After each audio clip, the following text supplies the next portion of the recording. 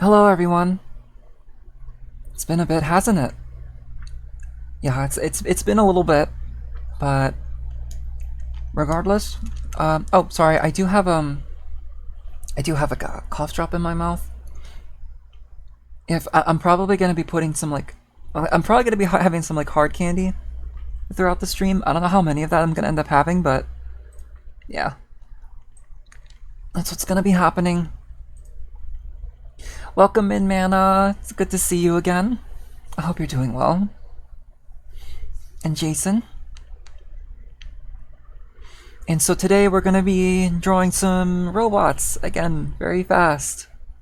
I got the timer up here. Let's get some music going.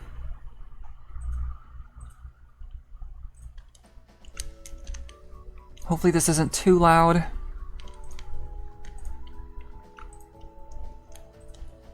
Okay, there we go. Sorry, still have this thing is filled with honey, so it's sticking to my tooth a little bit. So I need to be careful to not let that happen. And it's good to hear that you're doing good, Mana.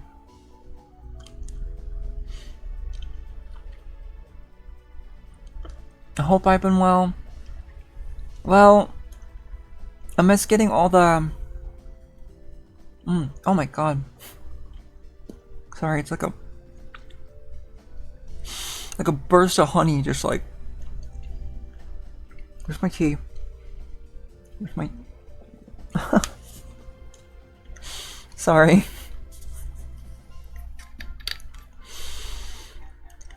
Yeah, I miss getting all the art fight attacks done.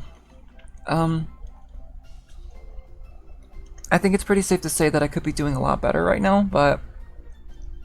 Kara, hi! Sorry. Hi, Kara! I hope you've been doing well. I've been hearing that work has been slowing you down quite a bit, but... Whatever the case may be, I hope you're recovering very well. Oh, and thank you so much for the subscription! Yeah, I really gotta get to that, art prompt at some point. Give me a quick second here.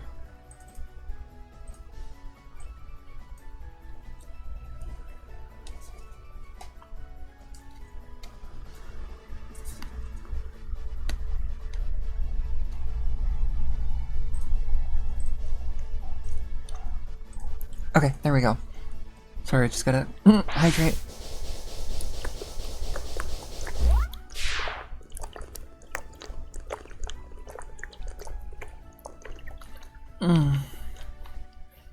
But yeah, I hope you're doing good, Kara.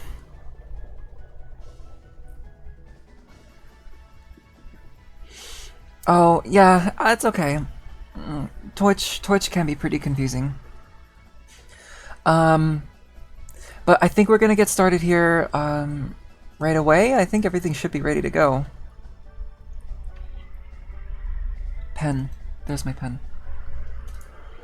So, if anyone has robots they would like to see me draw, feel free to share it in the chat. And then I can draw it. I don't think I'm forgetting anything else. Alright. I'm gonna start with... Who am I gonna start with? I had a... Excuse me. I had a bit of a small backlog of stuff to draw, which is good, because then I have stuff to draw. Have I done a Rob? I have not. That is a very good choice. Let me go ahead and put that onto the list right here.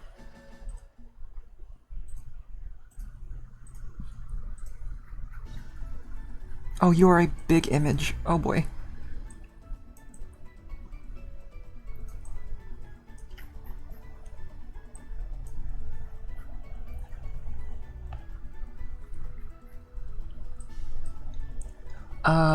And then let me see here. What other clever little references can I give for this Rob? There we go.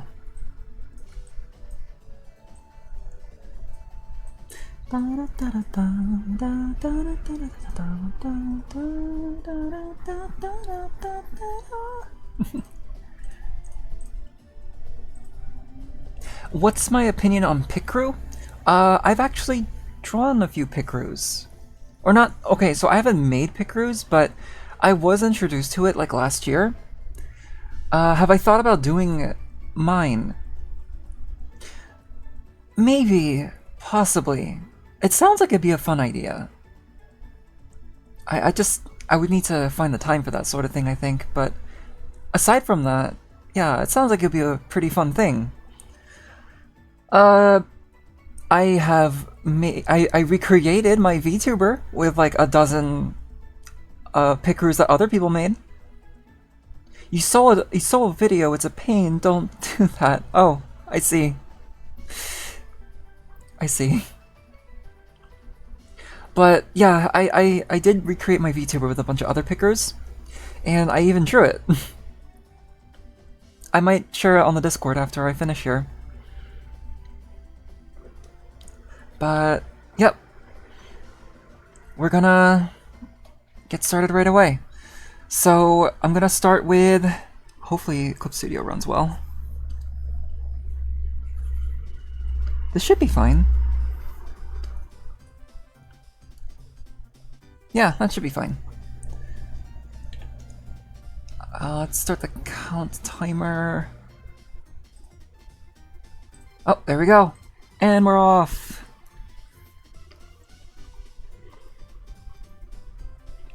So this is gonna be a mech from Code Geass.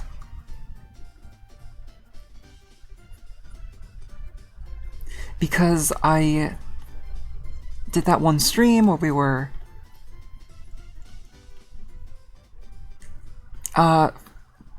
premiering that one Weebeers episode.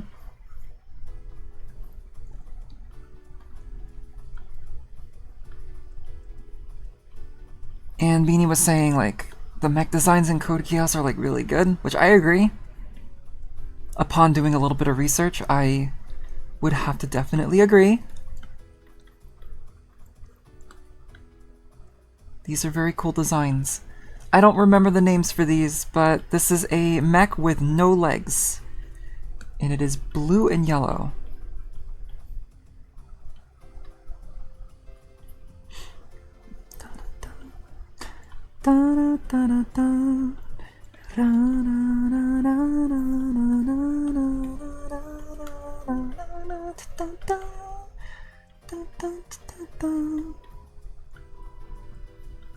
I mostly remember the soundtrack through the Game Boy version. The Game Boy version is like some of the first video games I've ever been like truly invested in, I think.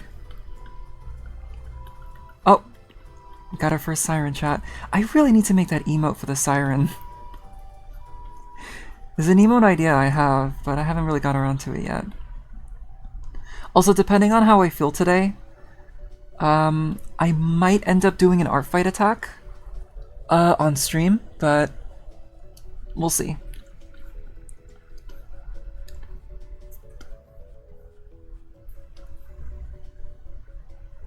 Let's bring you down a little bit.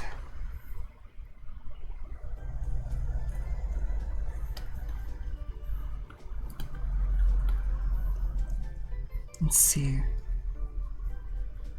I'm trying to draw this head at a bit of an angle. Oh, this is also kind of the first time in a while I've drawn, like, mechs proper this month. Just because of all the art fight that I've been doing, and hardly any of the art fights are, like, mech-related. In fact, I don't think any of my art fight attacks have been, like, mech-related, so I am gonna be a little rusty here. So this guy might end up being a bit slow.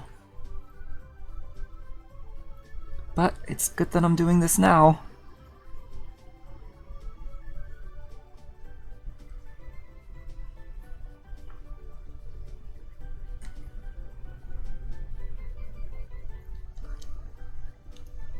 Let's see, how does the head work? Aside from that, I do have some work that is mech related, so haven't really slowed down on that front, but... Oh, is your head supposed to be... That looks about the right size. Yeah. Yeah, that looks about the right size. I'm not exactly sure whose mech this belongs to. But then again, I haven't seen the show, so...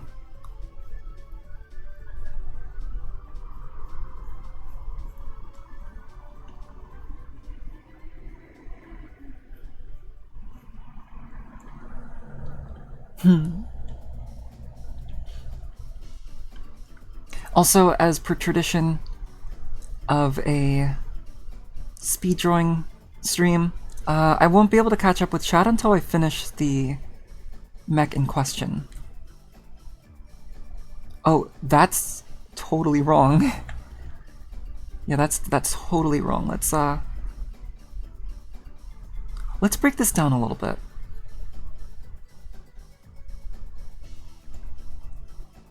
Okay, because oh my! We chat for you. Oh, hi Beanie. Wow. I actually immediately forgot that I had the office open. How are you doing tonight? I feel like I might have made poor NTN taste his heart a little bit. Sorry, buddy. Tiny bit, just a bit. I'm okay though. Hi Mana. Hi Kara. Oh, let me know how Beanie Ara. is showing up on here. Beanie seems to be showing up fine. I might need to pin the volume down on my end. There we go. That's good.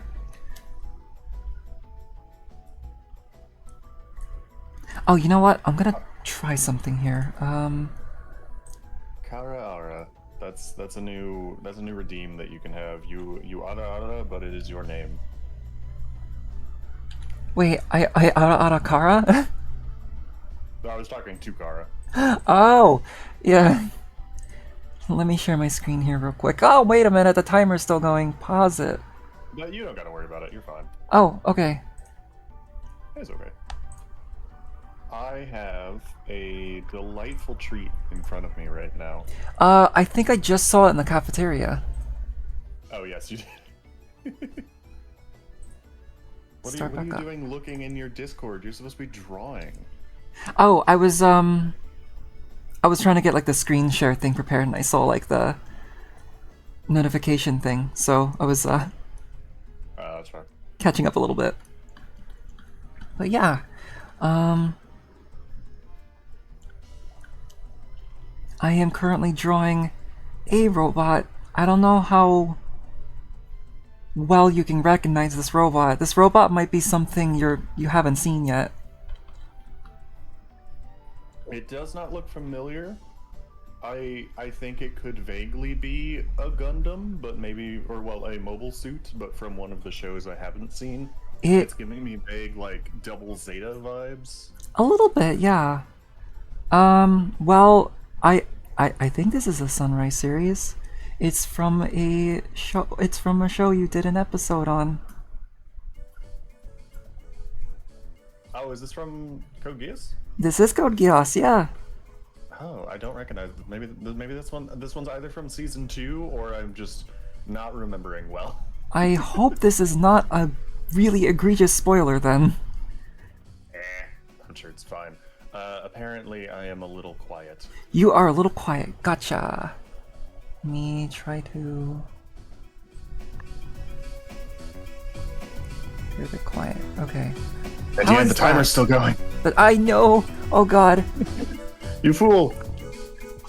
Let me pause here real quick because I gotta do something about the music. Chat, let me know if the music sounds okay. The music got louder too, apparently. The music got louder. Yeah, because I have desktop audio put up. Yeah. Keeping things simplified. In that case, you might need to adjust my volume from Discord. Let's see here. Okay, how does that sound, chat? How do I sound, everyone? Sounds about good. Let me go ahead and bring you back up, Mario Golf. For those who have not seen NTN's Discord, the little snack I had in front of me. You know how like you get like a thing of Ben and Jerry's, and there's the little pieces of like cookie dough or the little brownies. Turns out they just sell those separately in a bag, and you can eat them like popcorn. It fucks. That sounds amazing.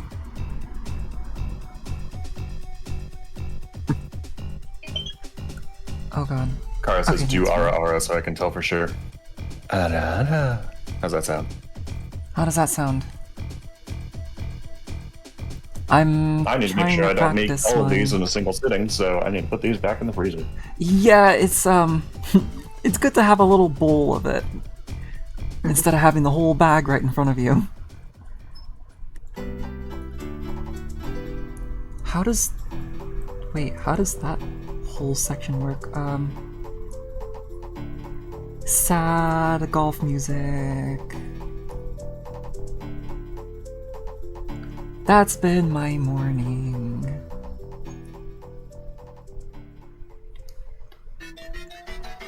And now anxiety music.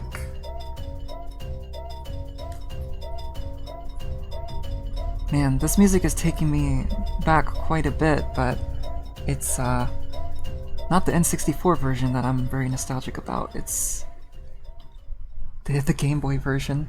Welcome in, Zoingo! I hope you're doing well tonight. I'm drawing robots very... well, as quickly as I can.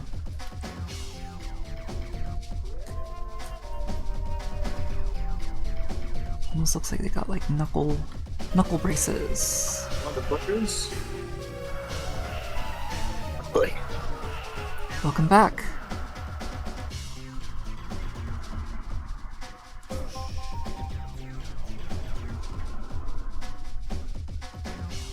I like the way the fingers look on this mech.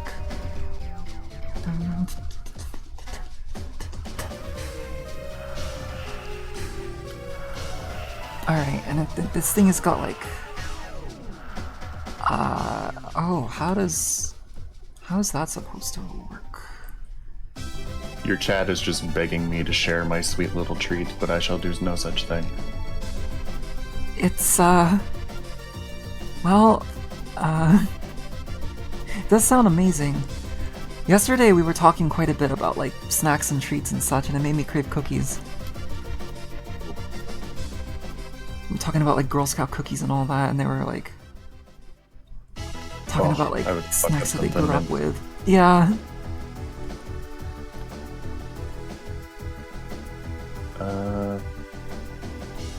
Kara is trying to make an anatomically correct male model, like for cutting? For cutting? I'm gonna need some extra context on that cutting part. Oh, I'm assuming for cutting like VTuber models. Oh, was this a model that I may have seen already, Kara? Or is this a completely new one? This is a clean sketch so far, even if it's a bit slow. Where am I at? 10 minutes? Okay. Zoingo is doing well, winding down from work, and debating on pulling up Mecha Break. Oh, Mecha Break, okay. Yeah, that... I've been hearing that game quite a bit, hearing about that game quite a bit. I guess it came out recently? Is that what the... I've heard no such things. It is not the one that you've seen, NTN. It is apparently another one. Oh, I see. Well, I hope you're pacing yourself well with it.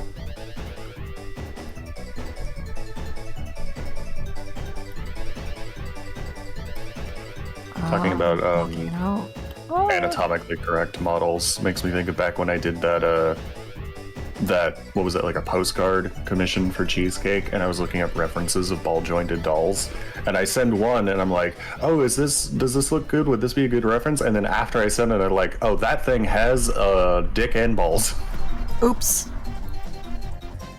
That's no Ken doll. Those things are very anatomical. Yeah.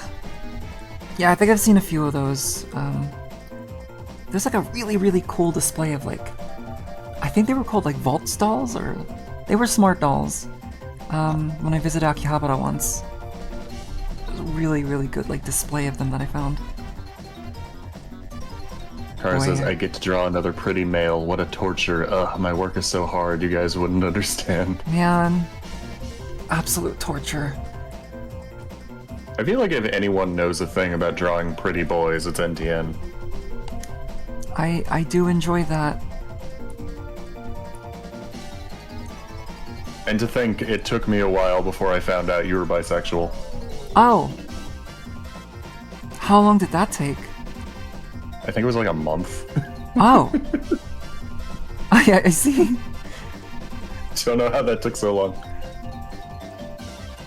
I get to stare at those ripped torsos all day. That's pretty good. Zonga says, last week, yeah, it was fun. Team game like Marvel Rivals, Overwatch, etc., but with giant robots. Oh, that does sound good. Sounds like it would be There fun. was going to be a Transformers game in that style, I remember, but it got canceled partway through production. That was back in like the Transformers Prime era. Oh, I thought you were gonna mention Reactivate. And then we would get sad again. I think we still don't know entirely what Reactivate was even going to be. Yeah, it was kind of hard to tell. Even with all of, like the leaked pre-release stuff, which I don't really 100% know whether or not any of that was legit. I wonder if the designs that they came up forward with that will get used anywhere in the future, because they did bother to make toys, so It did, yeah. it would feel like a waste if they didn't get to use them anywhere else. Right, it would be. There's a lot of really cool designs from Reactivate. But I guess thanks to the concept series from Studio Series, whether it gets used or not, I mean, it's gonna get some new life. It would get new life, rather. Yeah. Still waiting for that transit. I was just about to fucking say that.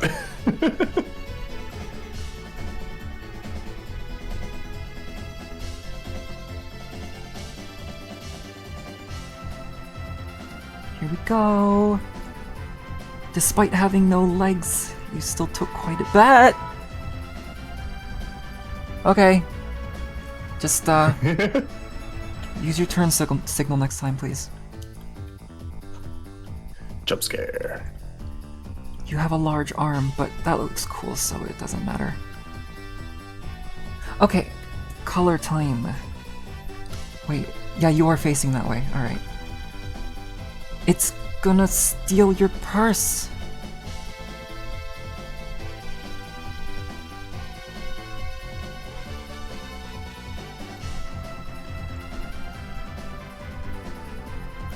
Debating if whether or not I want to add a little bit of extra detail to these, like add some highlights, add some shading, all that sort of stuff.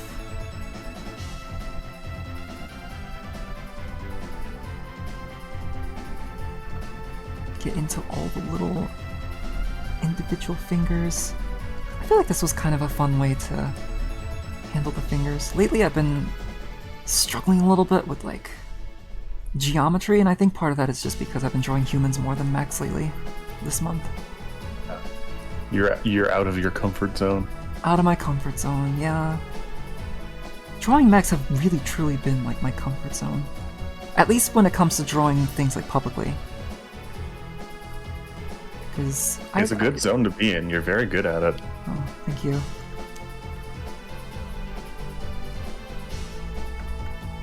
That's right, there were some like obscure Transformers that I just drew randomly for the server that I never did share. I feel like I should probably draw at least 2 more so that it would be a nice like post that would be worth sharing. Check out all these random Transformers that I drew because I was bored. Either bored or burned out at the time. Alright, color down. I'm putting Escargon in the suggestions box. Alright. Gonna need to keep that in mind.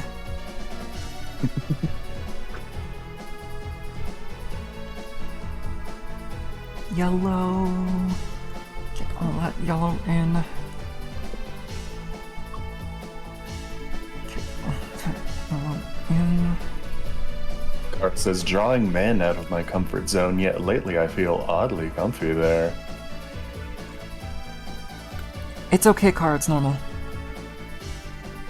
There was also an ehehe at the end, and Kara said, "Don't read the ehehe," but I'm very tempted to read the ehehe. I feel oddly comfortable there.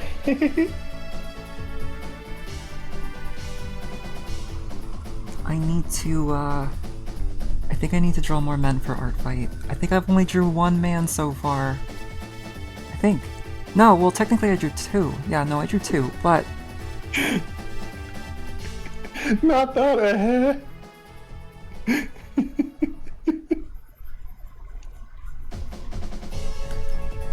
At least you've drawn more than one thing for art fight. You're doing better than me.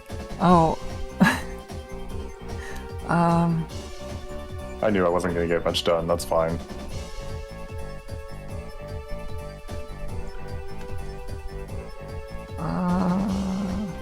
There's a lot of yellow for this neck right here.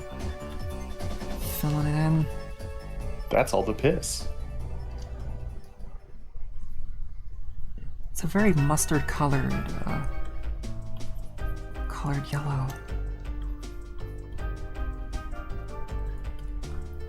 I think that's all the yellow that they require me to fill in. Yeah, okay,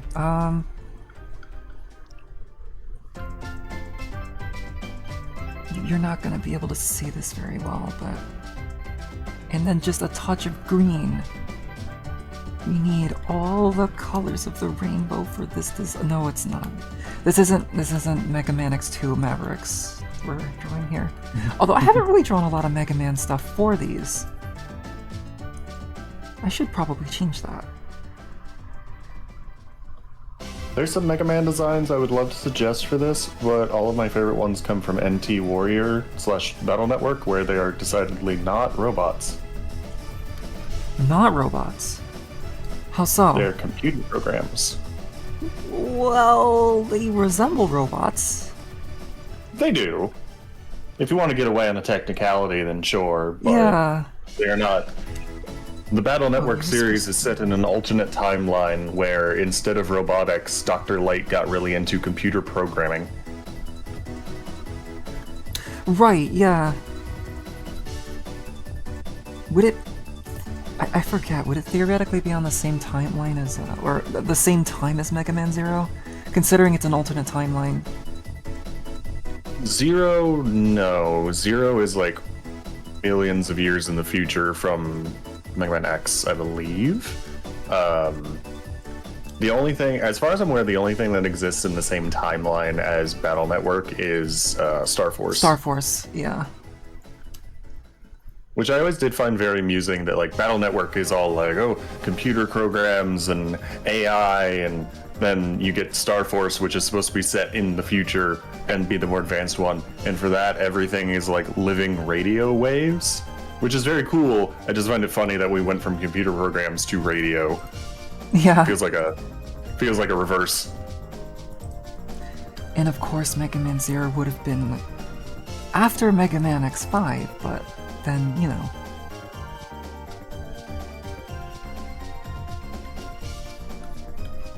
I'm gonna add some highlights to this because this mech is a bit detailed and I might need to kind of set aside some things here so that we can kind of read what this design looks like. While all of my peers were having their Sonic the Hedgehog phase, I was having a Mega Man Battle Network phase. Metal Man phase. Don't get hit by your own weapon. Metal Man is cool. He is cool. I came up with an OC that was TornadoMan.exe, and then like a year later, Mega Man 9 for WiiWare comes out, and it's got an actual fucking Tornado Man. Yep. Oh, I've had that moment too. I came up with a Blast Man like a good 5 years before Mega Man 11 came out. Yeah.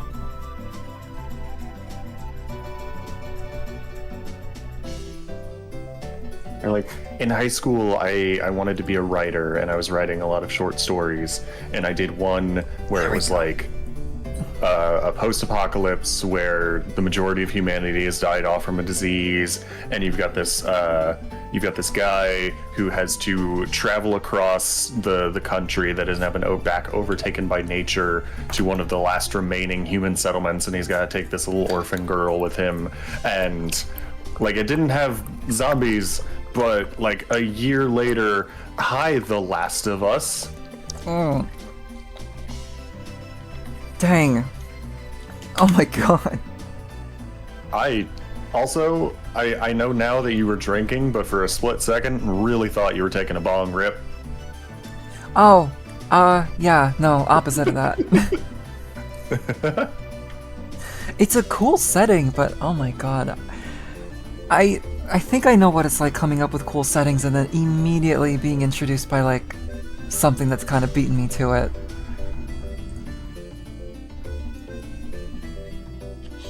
And that is this mech from Code Geass. It took 22 minutes to draw this. I gotta say, I like the highlights. Everyone in chat, clap. Pointing a gun at chat, everyone clap for NTN. You know he deserves it. Someone give me a gun. NTN, draw me with a gun. Just update the Fuki in real time. First one to live. What was... Oh, Escargon, right? Yeah! Escar... My weird guy. It's one letter short of a Kirby character. It is, yes. I very commonly accidentally get the Kirby character when I'm trying to look at him. Okay, TF Wiki takes a while to load. Ever since I've moved here, it's like... Huh. I'm gonna pop a peach candy in my mouth. Kara, I feel like I'm gaslighting myself into thinking I have no idea how to draw male torsos just so I have to look for more refs. Huh! That's perfectly valid.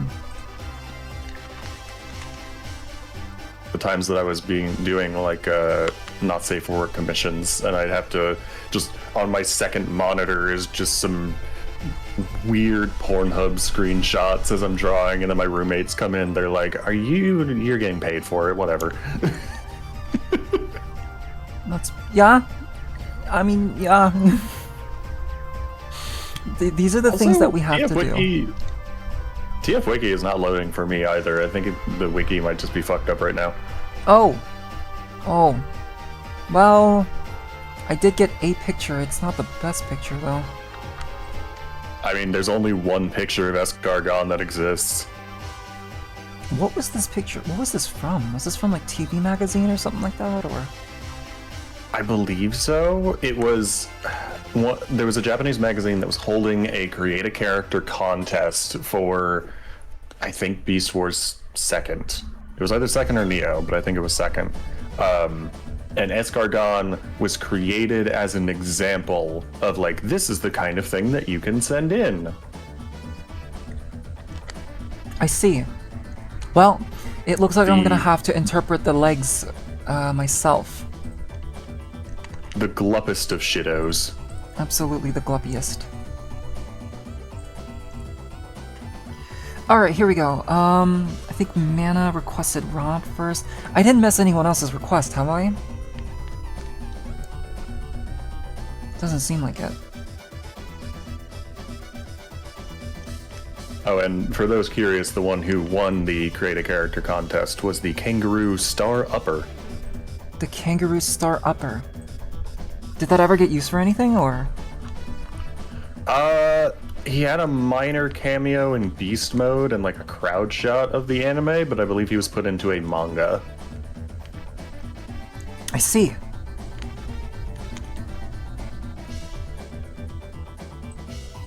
Oh, let me go ahead and move this a little bit here.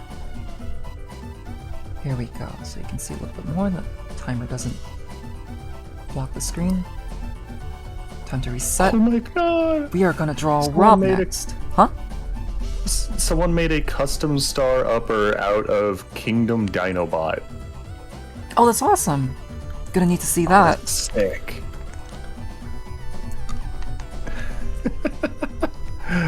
Oh my god, this is amazing. Okay, head goes there.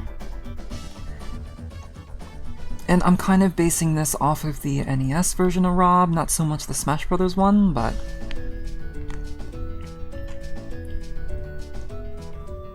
I want a Rob just as like a display piece. I kind of do Just have too. it on a shelf. Yeah. I want to display Rob and a display Virtual Boy.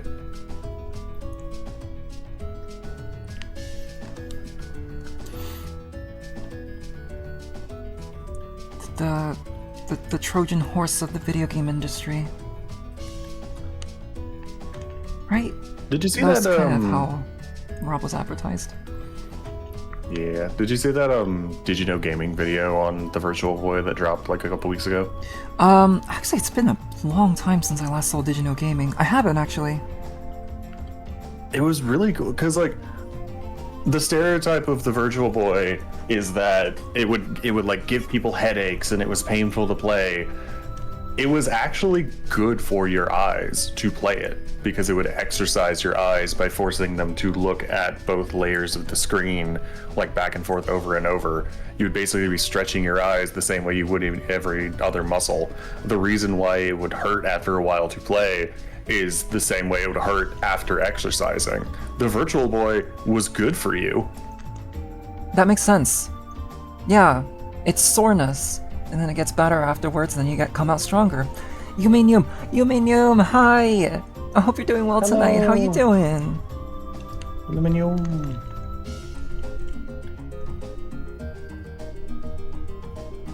Okay, the timer is running.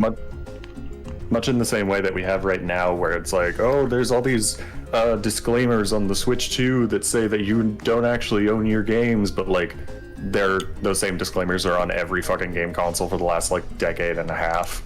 Yeah.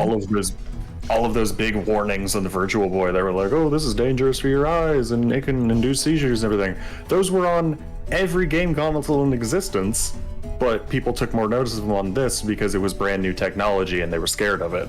Oh yeah, especially with the whole like, this screen is like right into your eyes. So be careful, but even then it's like, yeah, it's... Of course you would have to be careful.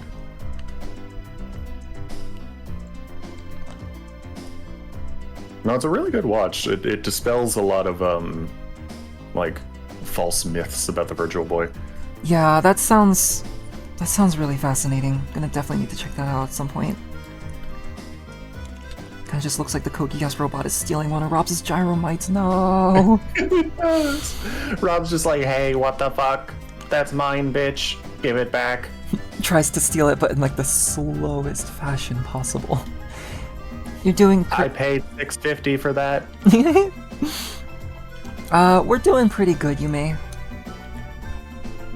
I had a bit of a slow morning, but... I am... here. And that's about it. I'm just here.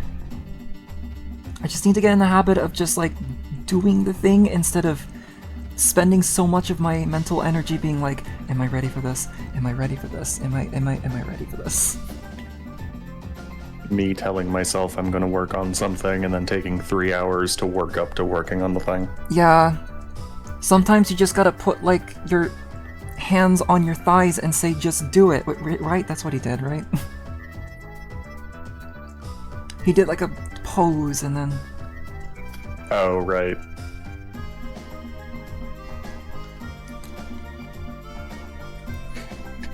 I don't think I told you about this.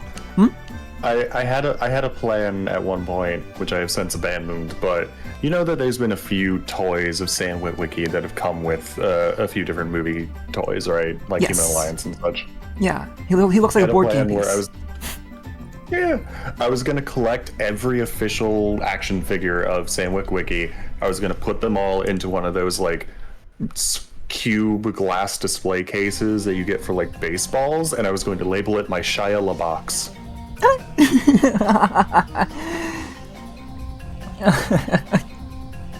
That's pretty good.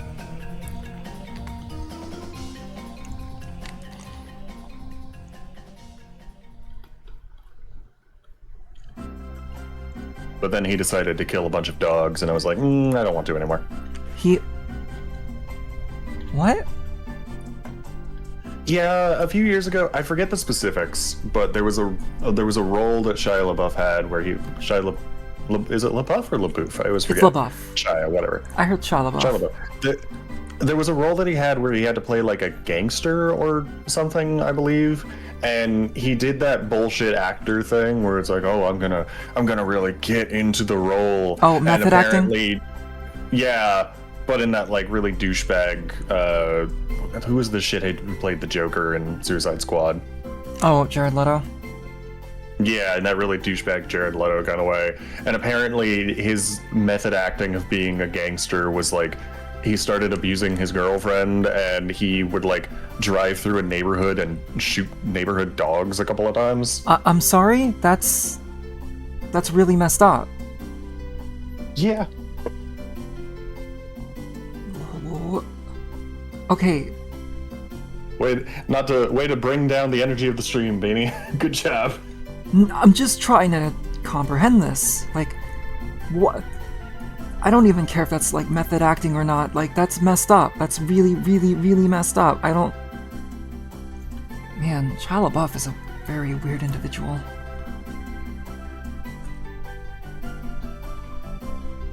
I still remember that like art piece that he did where he kind of just stood at a desk with a bunch of random stuff. And included was like a G1 Optimus.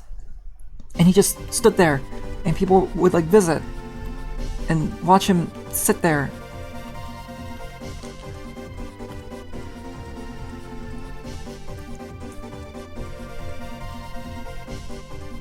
Apparently the movie was Honey Boy. Honey Boy. Well, oh, right. That wasn't very sweet of him. No. The film was The Tax Collector, sorry. Oh!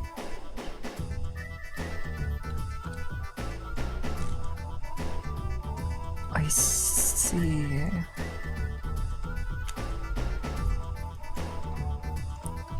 Gonna try to draw the arms. These arms are very interesting.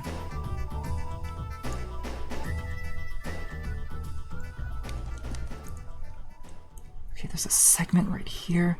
It's a bit of a sandwich of some arms happening here, but it's coming along. Mario music.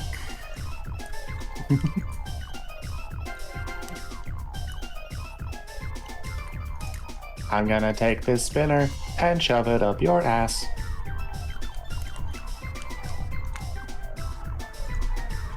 Okay, I'm gonna need to block out this section just so it's easy to see Rob. Like so. Sometimes just for composition's sake you have to take shortcuts.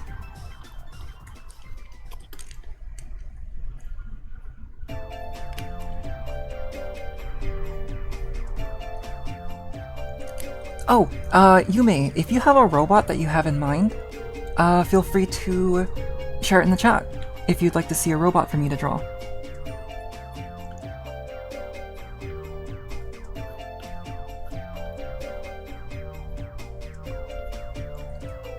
My line confidence isn't as bad as I thought it was today. R2-D2 has been suggested. R2-D2, no problem. I'm gonna go ahead and update that as I finish Rob here. Off the top of your head, what is the most complex robot that you've had to draw for one of these? Onyx Prime. It's either Onyx Prime or the Atlan mech from Doom, the Dark Ages. That makes sense. But I think Onyx Prime was the longest I've taken so far. AOTP Onyx Prime. Earlier today to... Oh yeah. I stopped by Target earlier today to see if there was any robots that I wanted to buy. They did have the Fallen, which I was kind of interested in, but I didn't really feel like spending that much today. That's perfectly fair. Otherwise, the selection was kind of barren. It was mostly just a buttload of that deluxe Transformers Devastation Optimus that I'm not really interested in. And from the way he's shelf forming, I think most people aren't interested in either. I would like to give him a shot. I hear some very mixed things about him too, but his strengths kind of interest me more so than his weaknesses. I've heard that the robot mode is honestly great, and that the transformation is actually kind of interesting. It's just the vehicle mode is just kind of dubious. Yeah. Zoingo got the Hearts of Steel Prime and Starscream. Nice. I, no joke, have been fiddling with Hearts of Steel Prime on my desk this whole time. I love this thing. Cute little Thomas Choo Choo boy. It's so cute. I gave the Starscream to a friend of mine. Oh, did it arrive to them? Oh yeah. Yeah, they well, okay, they were supposed to open it on stream, got too excited and forgot, and I was very upset with them. Oh no. Oh man. I'd also included some like surprise extra goodies in the package, and it's like, no, I wanted to see your reaction and see you get all excited. Oh you god. I gave them a you remember those weird like alternate reality collector's cards that came with the Kingdom toys? Yes, I think I had a couple of those. I gave them the one where Dinobot becomes a Herald of Unicron, and I gave them a Creo Starscream. Oh, that's awesome. Oh, and that one Rise of the Beasts Skull Cruncher that turns into a gun. I have that one. Hail boy. It's cute. I like it. My legacy bulkhead is holding him. Actually, it's technically Legacy Wrecker's bulkhead, but it's same year. But here we go. It is Rob. I love the way Prime's head tucks into his chest on it. It's really cool. Like, initially, the chest transformation took me a couple of tries to really like nail down the specific way you got accordion things, but once you get the flow for it, it's very cool. How am I doing? 12 and a half minutes. Not bad. Looking forward to adding some nice highlights to this. Still wanna, speaking of highlights, I still wanna do stuff for my YouTube channel. I think a few people have recommended like speed drawing, not speed drawing, but like, what do you, time lapse. I guess basically just taking my art streams and then just speeding it up. It'd be a way to do like highlights for my art streams, whereas my gaming streams. I mean, you can do speed draws in CSP. You could. I mean, yeah. You just got to make sure to turn it on before you start drawing. Oh yeah. I feel like that's something I could probably forget pretty easily. Yeah, my wife recently switched from Procreate.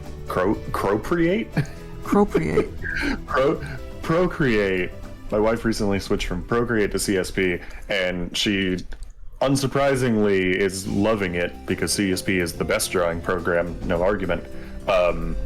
But one thing that she hadn't gotten used to with Procreate is that it just like automatically saves a speed draw of whatever you're working on.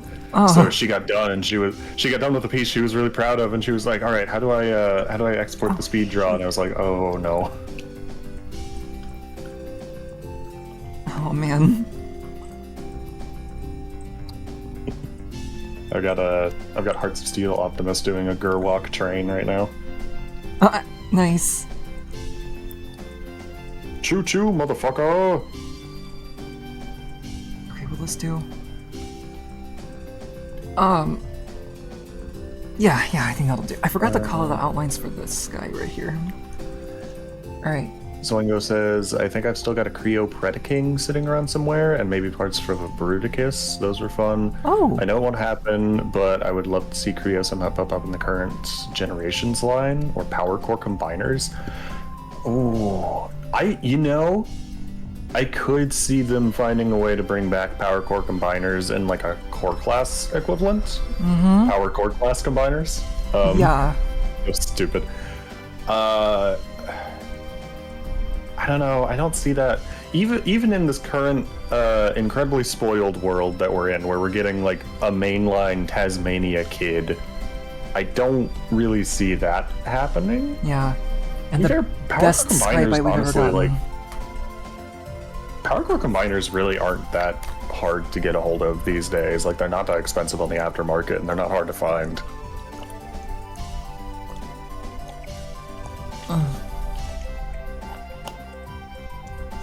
Okay. You could potentially argue, because we did in Power Core Combiners, that was the first time we had a Dinobot combiner. Sorta, kinda, we got that with the Core Class Volcanicus. I'm really bullshitting that, but you know what I mean. Yeah, a little bit. I am totally down with more core class combiners, though. I like my Volcanicus, even if people do have some strong opinions on it. I want the Dino King version. That's like too. got the extra parts to make it better. Yeah, I do too. The colors are nice. I have Scar just because it's fun to have a new Dinobot character, but I'm not interested in any of the others. Alright, let's see. R2-D2 is now in the references. Why do I feel like it... Oh, no, we have everyone. Okay, good.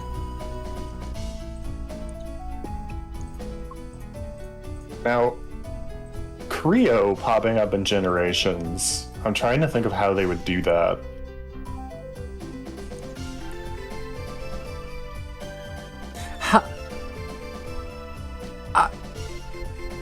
Is there like original Creo characters? Yes, technically, but they're even more nothing than Escargon. Wait, speaking of, this is the next robot that we'll be going to. Wait, Hey. I can't speak fast. I know we because got they Dino King from like Volcanicus, but have they mentioned doing him on Structure? So there was an interview with, I believe, Mark Mayer, one of the lead designers. There was an interview with him sometime a couple weeks ago, and he did mention that they have plans for Monstructor, and that, in his words, they won't be dinosaurs, which I think is a cheeky way of him saying they're going to be new molds entirely. So it looks like we will get at least one more set of Core Class Combiners. Yes! However, because Core Class isn't a thing anymore, They'd have to call it something else. I'm expecting that it's either going to be a box set, or it's going to be like a series of deluxes, but like each deluxe is like 2 low Core Class guys. Yeah, I could see that happening. I wonder how they're gonna handle Nexus Prime.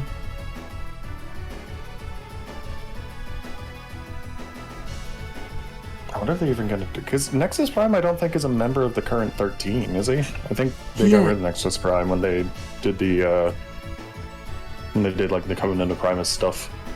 I think he was. I know there was like Nexus Prime and then Nexus Maximus, which they had to change.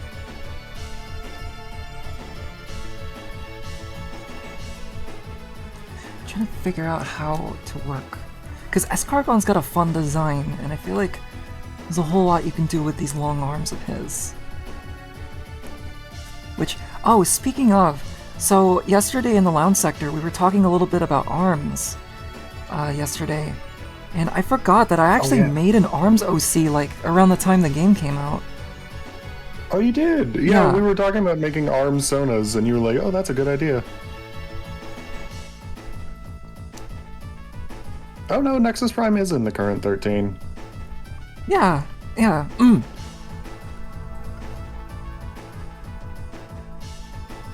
gonna have everyone try to steal all the gyromites. That's a really good idea. Okay. Idea. What if Nexus Prime, because they're doing the frame combiners right now, like they did Menasor and Superion, and they got Bruticus coming out, and apparently some of those are cross-compatible. Like you got people putting Vortex on Superion. Yep. Oh, I've seen Maybe those pictures Nexus too. Yeah. Prime will be a full combiner. I would love to see that.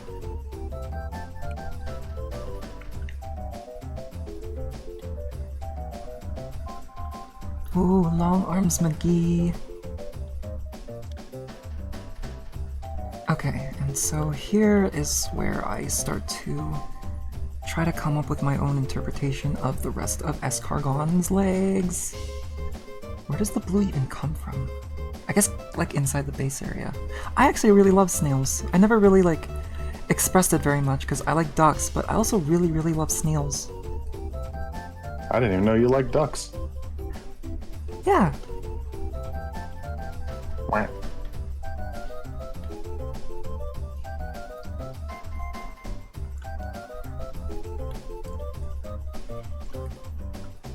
Okay, I think that should do it.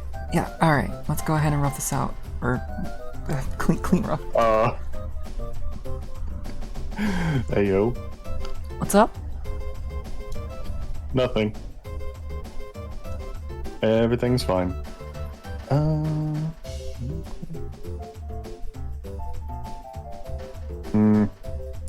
Okay, thinking about it, in my head I was like, oh, they could do Nexus Prime as a full combiner and just get a lot of repaints at it, but actually looking at the components, a lot of them are a little too specific, I think, to really get satisfying new versions out of. Like, one of them is a tank, but the way he transforms, like, the tank treads, he just wears them on the back like wings, which is rad as fuck, but also there's no one else who really does that. So if they wanted a, like, satisfying, air quotes, Nexus Prime, they probably are going to do a core class combiner again, I'd imagine. I am totally down with that. Also probably hard to sell a full combiner set of a character that the general populace is not going to know who the fuck it is. Yeah. Yeah.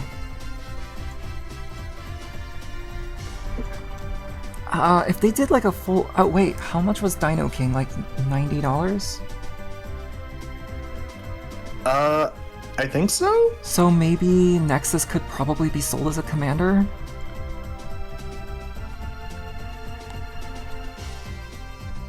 Got a commander class Magmatron, anything else is possible. Anything... yeah.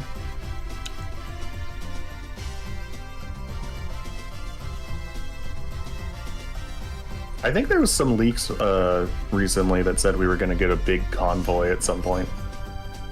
Yes, I remember that. Honestly, though, like, as someone who has a version of Big Convoy, I don't know if that one really needs an update. You could probably just reissue that under the current branding and it would be fine.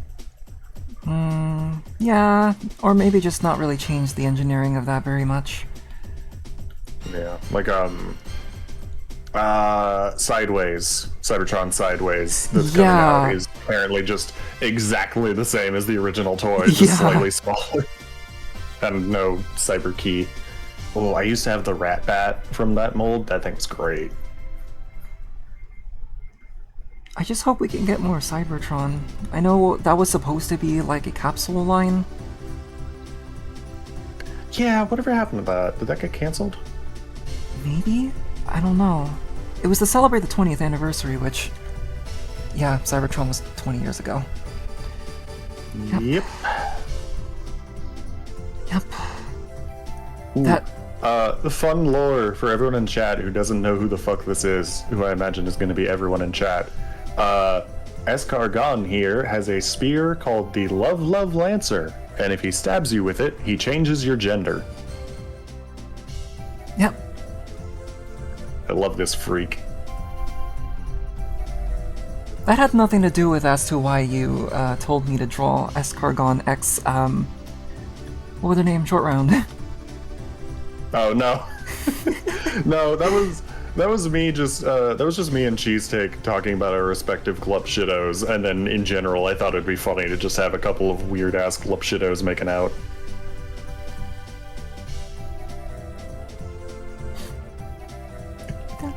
Last second change this so where instead of he's trying to steal one of the spinners, he's just trying to get a grab of Short Round's booty. Oh, I'm really liking the idea of everyone trying to get the Gyromites. Anything that I could give, like, these like, speed drawing sheets some character. Especially since I'm doing so many I don't know of how these. the hell R2-D2 is going to be grabbing at anything. He's got a tiny little arm, right? I guess so, yeah. I know BB-8's got a little like lighter that he uses to like give a thumbs up. It's like one of my favorite moments in that movie. I love how half of the audience took that as him giving a thumbs up, and the other half took it as him flipping him off. Oh. Either one is great character for BB-8, honestly. Yeah. Yeah, this is a fun design, Escargon. Never really truly appreciate a character design until you actually draw them. Just the charm of Art Fight, I think. Yeah. And that is the end of the Mario Golf soundtrack. I'm going to pause this real quick. Starting to feel a little guilty that I'm not working on an Art Fight attack right now. I don't know if whether or not I'm actually going to work on one after this on stream. Because I was probably going to work on one regardless today, because I was trying to do like one every day. Mm. But I also have like work as well that I'm also trying to balance, and that's been getting done. It's just it hasn't been paying off very quickly, so I just want to try to make sure to get all that done. But that's a personal issue that I probably don't have to talk about so much, but it's just what's been in my mind lately.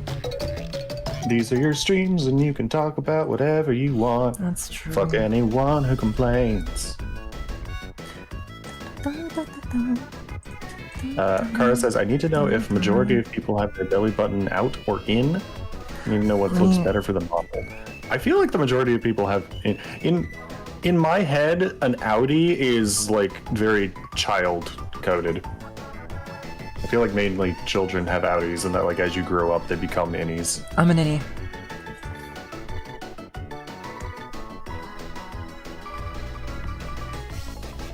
And we are back. We're back with more Escargon. Did you miss us while we were Escargon? Yeah. This is a very generic foot design, but it works. Escargon's got a fairly simple design. Ripped men, interesting.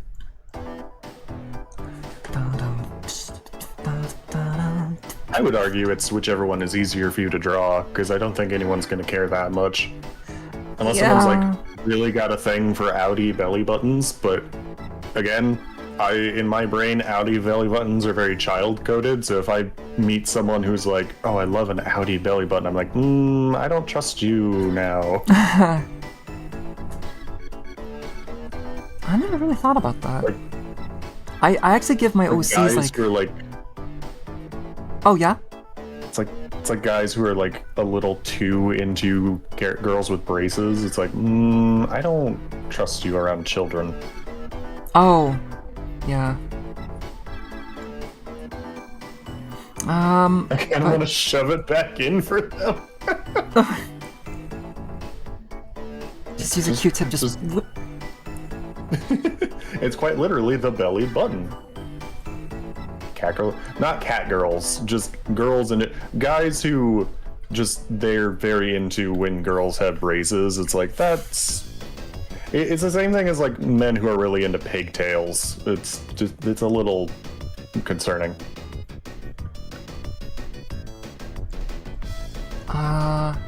Is Escargon a Predacon or a Maximal? Maximal. Okay, it's a little hard to tell with this resolution, but yeah. Yeah. What would the weapon storage even be like for the spear? I guess just like on the side of the... I guess maybe. Alright, the wiki is loaded again. Oh, good. Shoji Imaki created Escargon to show what a submission to the Comic Bomb Bomb character design contest should look like. I see. The Love Love Lancer is based on love darts, a part of the snail reproductive system, which its gender-changing properties reference the fact that snails are hermaphrodites. Ah, that's cool. Oh, I always love doing this whole, like, nonsense.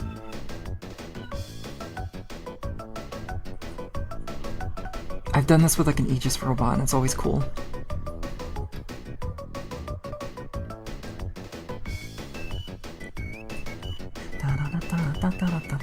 Oh, Shoji Maki drew the Beast Wars 2nd and Beast Wars Neo manga. Oh, I see. I didn't even know it had a manga. Well, then again, there were like manga adaptations of a lot of Transformers toy lines. What's like the current one that we have at the moment? I think they like did some for like legacy stuff, which is cool. I think it also like soft confirmed Missing Link Ultra Magnus. Yeah, I know what you're talking about. The ones that are just like pack-ins with the toys, Yeah. and they're drawn by that one guy who's like simultaneously a very good artist, but also really loves sexy girl robots. Yeah. Heck yeah! Speaking of which, though, I was looking through Shoji Maki's gallery on on TF Wiki. Uh-oh. Can I get you to pause just for a moment and take a look at this? This is apparently Transmetal 2 Air Razor. That's just an anime girl. Wait, Yeah, that's just an anime girl. Who's that one character? Not Moon, but what's from like Beast Wars Neo or 2nd? Luna? Luna? That's maybe a little too obvious. What was that bitch's name? Artemis. Artemis. That's what I think that was reminding me of. Yeah, that Which was is probably why I'm not like 100% surprised, but like also, I mean... It's really funny though. That is a girl in a Air Razor cosplay. Yep, straight up.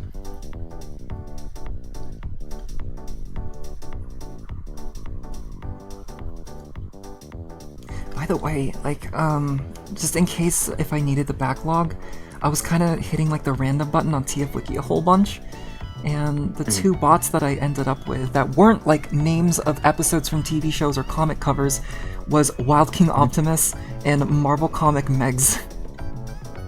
Oh.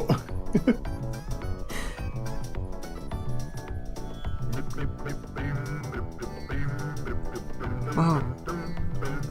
Someone in the Diddy Kong Racing soundtrack is going boop, boop, boop, boop.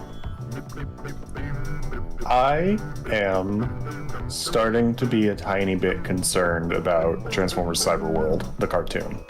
What's the concern? We got, I don't remember if they were officially revealed or if it was leaked, but we got like the general episode synopses for the first 3 episodes. And the second episode, it's like an unlikely duo emerges as Bumblebee and Megatron have to team up to survive a dangerous gauntlet. And it's like, okay, episode 2, you have this going on. I'm worried that this is going to be one of those where it's expecting the audience to go in already knowing about Transformers, and if you aren't already a Transformers fan, there's not really going to be any charm to it. Because if you're not already a Transformers fan, then the idea of that happening doesn't really mean much, necessarily. Yeah. But then again, as I say that out loud, I'm thinking about how the entire, like, ethos of this show is let's take Transformers and do weird, unexpected shit with it, like giving them all modes they haven't had before and stuff. So I guess it's kind of always been that from the beginning. Isn't the primary gimmick of Cyberworld supposed to kind of be like taking the toys and kind of like coming up with your own scenarios for them? Just because of how like mixing and matchy like the characters are and such. It was something that they like, well, that was like being documented. They were saying like, come up with your own adventures, but it's like, well, that's cool, but a lot of toy lines you can It kind of do says that. something about where the Transformers franchise and toy line has been for the last like decade or so, that it seems like a novel idea that the gimmick of this one is, what if you just played with your toys? What, just played with them. That's what I thought. Like, this doesn't seem like a relatively new thing. It's like, But I don't know.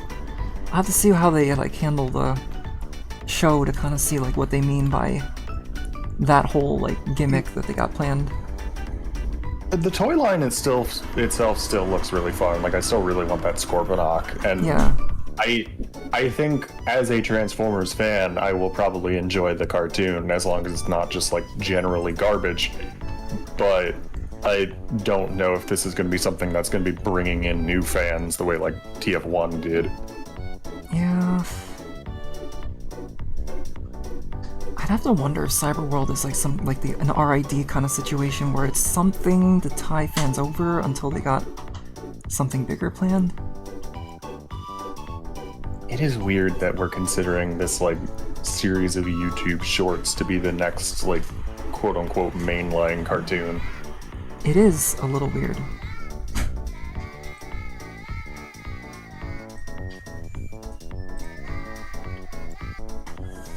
Oh, sorry, chat. If you're hearing background noise, it's laundry stuff. Not to worry. I was thinking either washing machine or one of those like cute rice cookers. Yeah, it does sound very rice cookery. Yeah. Did he have red eyes? You buy a new rice cooker.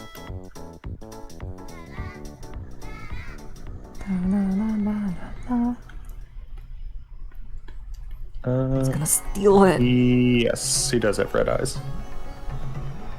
All right.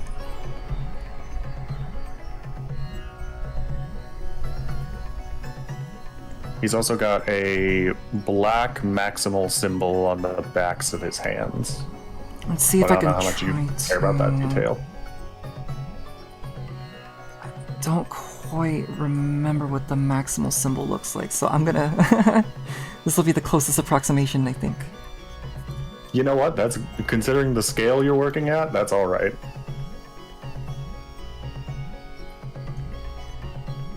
Oh, I'm pretty happy with this. It's good. Congratulations. I think you've just drawn the world's first fan art of Escargon. Awesome! I'm so glad I could break new ground! Actually, I do know at least one person has like tried to 3D print an Escargon toy, I did see it on Google Images, yeah. which I would kind of be down for like printing out. I've had a 3D printer for like 4 months now, still have not even begun to set it up. Oh man. I should really do that. It's a resin printer too, it's a nice one. Ah. It's a Anycubic possibilities. Photon Zero.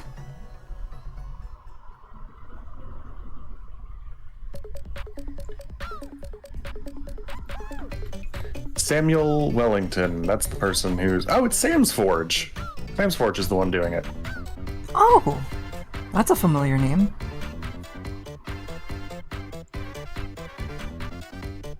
Heck yeah, here we go! Look at that! My boy, my weird boy. Alright, and that is time. Totally did not wait a couple seconds to round that out. Sam's Forge is the one who 3D modeled and printed fully working and transforming toys of the animated Constructicons. Wait, I think I've seen that. That's... Or, well, just Yeah. Scrapper, no Mixmaster yet. Scrapper. He also did a Power Master armor for animated Optimus, the original toy. What was that noise? That was me adjusting my sitting position. It's, old school FPS shooter noise. FPS shooter. I thought It's like a Tri-Team I love moment it. saying You- FPS shooter. that was you, like, you heard Power Master Optimus Prime armor and you're like, oh, yeah. Oh, no. Not like that. Interesting colors indeed. Man, this is actually a pretty fun color scheme, actually. But yeah, very, very interesting colors. What a little freak. I love him. They're all gonna steal. Alright, who do we have next? R2D2. I think if we're gonna be... So after R2D2, it's gonna be Prime and Megs, and I do have one more Kogias robot I could draw, and I think that could be good for the rest of the sheet. And then after that, I could do like an art fight attack.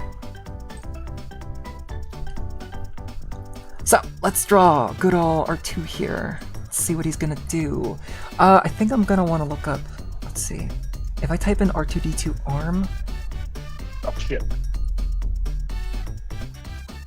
Okay, oh yeah, there's a lot of like figures that has R2 with like a bunch of his gadgets and such. That'll do just fine. I accidentally dropped Trainimus Prime. No! Trainimus, no!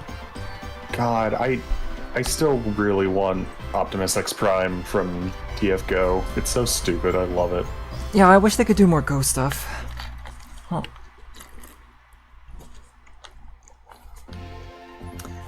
Enter an unexplored territory of male nipples now. I wish you the best of luck, Kara.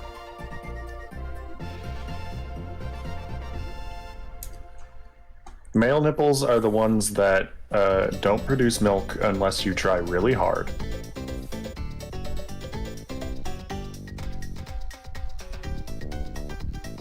Let's draw R2.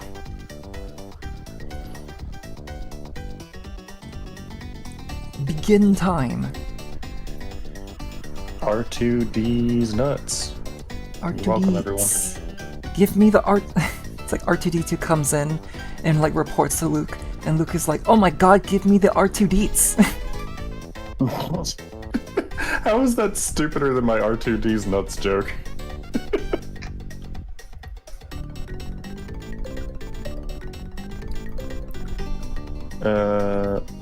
Male nips are complicated art and gaming cultural phenomenon. I feel like when you do approach those, they're a bit different than approaching like female nipples, I think. Unless it's my art style, in which case they are just ovals. Just ovals. Yeah. Give R2 the coolest angle. Alright, and the compartments open here.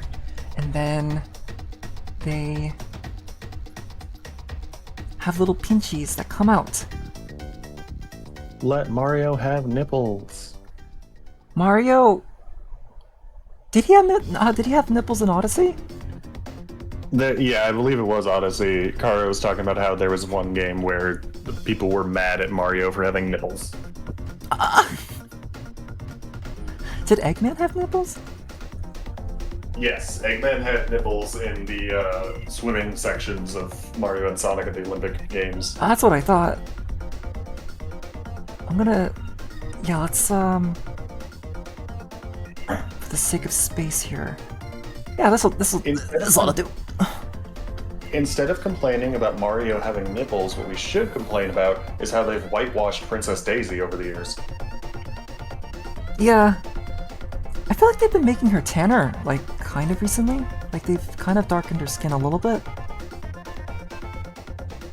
Although I don't know if I'm just, like, seeing, like, some promotional renders of her skin being darker than usual. Someone actually very recently pointed out a, like, unfortunately probably very realistic and believable reason to why they whitewashed Daisy. Shortly after Princess Daisy was introduced in the franchise and she started getting added to other things, 9/11 happened.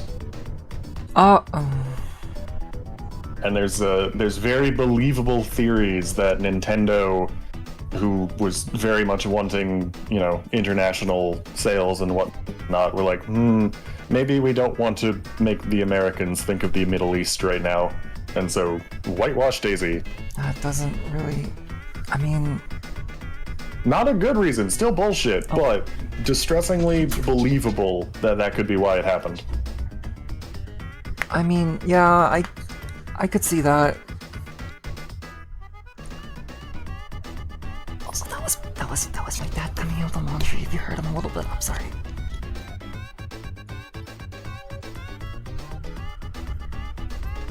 Are male VTuber models supposed to have them or rather not? According to Twitch standards, I believe they use the same wording that Tumblr does, and they do not allow, quote, female presenting nipples.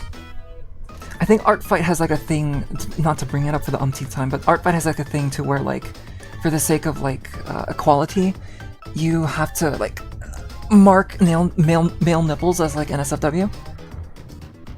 Honestly, I like that better. I do too. Yeah, in terms of like what is allowed as on a VTuber model on Twitch, I believe male nipples are a-okay. What am I 4 minutes? 4 minutes, okay. Sorry, I'm trying to move my thigh. Thigh check.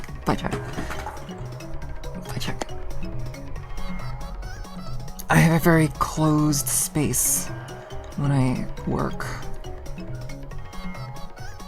Hentian's thighs are like a pair of blimps. A pair of blimps. I don't know why that was the mental image that came to my mind. Just a couple of Hindenburgs.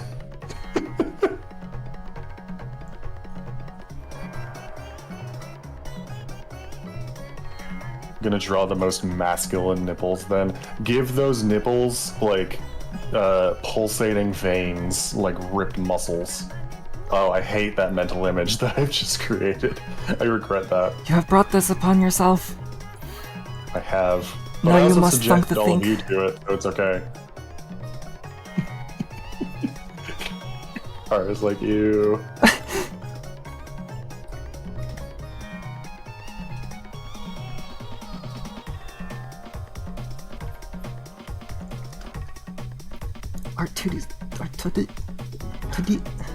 God, I forget what it was that we were watching. There was one point years ago where I was watching a show with my wife, and this one hot guy comes on, and she just says the wildest fucking thing I have ever heard. She's like, "Oh, I just want to tie his nipples in a knot." Ah. Ah. Are male nipples not allowed on Twitch, Yume? I thought those were okay. I thought they had this whole, like, female presenting nipple thing that I know Tumblr did. feet are not allowed. There was some kind of rule about that.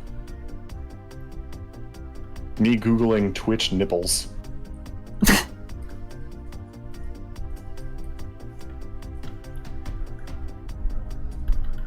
For those who present as women, we ask that you cover your nipples and do not expose underbust. Cleavage is unrestricted as long as these coverage requirements are met and it is clear that the streamer is wearing clothing. And the rules for flesh tubers are the same as VTubers in terms of like outfits and such. So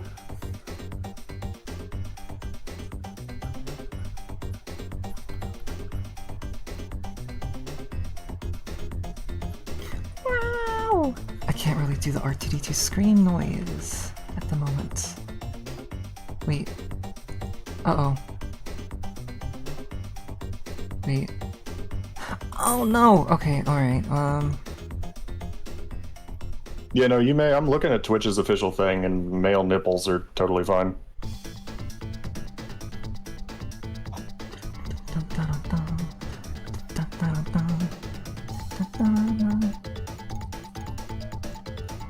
Why does this music sound familiar? Like I was watching a streamer play Diddy Kong Racing and they were like struggling at this part, so I ended up hearing this music more times than necessary.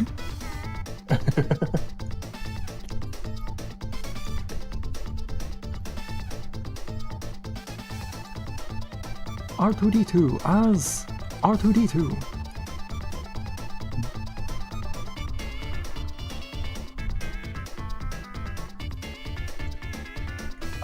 Conversation topic. When you are going out on a first date, what are some first date red flags that you have? Jack can also answer this, of course. Well, I have been on, well, okay, quote-unquote dates, but they're not very, they haven't really been, like, it wasn't very, like, genuine. So I don't know if this really constitutes as that. Red flag. I guess kind of speaking from experience, I could say that it's a red flag, but like if they keep talking about like... if you're like on a date with them and they keep talking about not private, but like family matters, and you're trying to like come up with, or like they're trying to come up with ways to like sort of manipulate like your family or something like I don't know. I know that sounds ridiculous, but I'd rather not tell the story on stream, but... Understandable. Sounds like a wild one. Speaking of sounding like a wild one, Kara's answer: if the person I'm going out on the date kisses their ex right before going out with me in front of me. Yep. Oh boy. And then giving me an excuse it was a pity kiss? Oh my god. I'm really sorry, Kara. If Mine you were the feels one that was going tame through in that. comparison. Yeah. I was just gonna say white guys who wear Bob Marley t-shirts.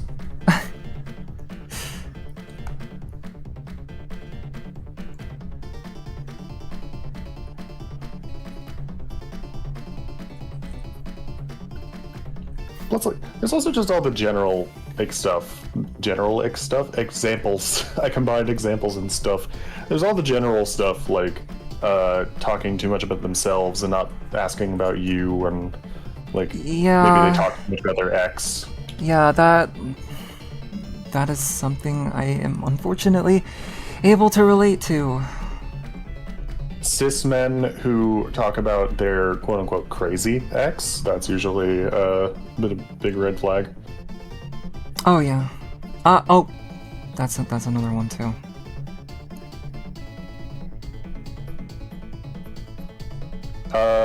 Oh, when she doesn't tell you that she's married and then her husband ends up stabbing you in Pizza Hut. That's a bit of a red flag, I think. Just a little bit. Tiny. I never really quite realized how much goes into R2-D2's design. R2-D2-D2.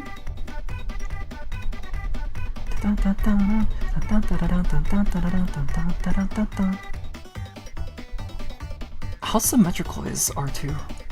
I wonder.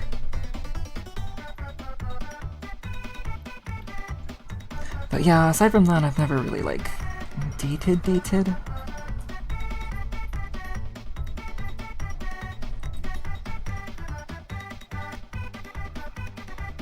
I don't know if this is a conversation that you want to have on stream, and if not, that is perfectly fine. But out of, like, learning about my friend curiosity, have you ever been in, like, what would traditionally be considered a relationship? Traditionally, not really. And yeah, it's definitely something I can't really talk about on stream. That's fine. Yeah. Maybe I'll talk about it off stream. But, yeah. This sounds like Rugrats music. I think I did it! Also, when the person you're going on a date with is older and they admit to you they were a pimp in the 90s. Wow.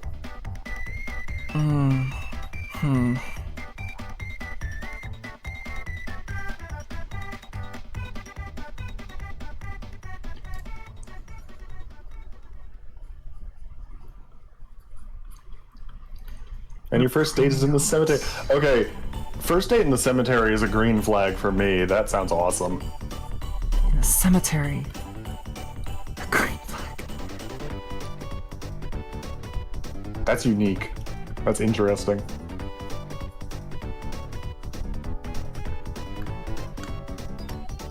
Who did the soundtrack for Diddy Kong Racing? Alright.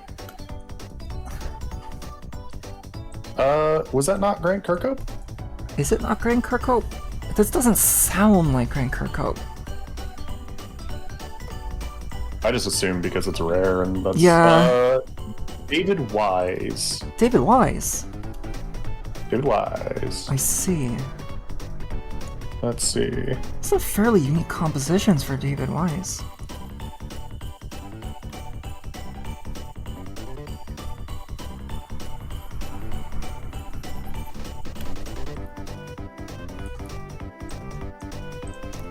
What's my runtime so far? Hour and 40? Okay. Looking for any interesting notes on his work. Oh! Sort of related to what you did a bit ago, thinking of obscure and strange NES accessories, he did the soundtrack to Super Glove Ball. First time I'm hearing of this game. It was compatible with the Power Glove. Ah, that makes sense.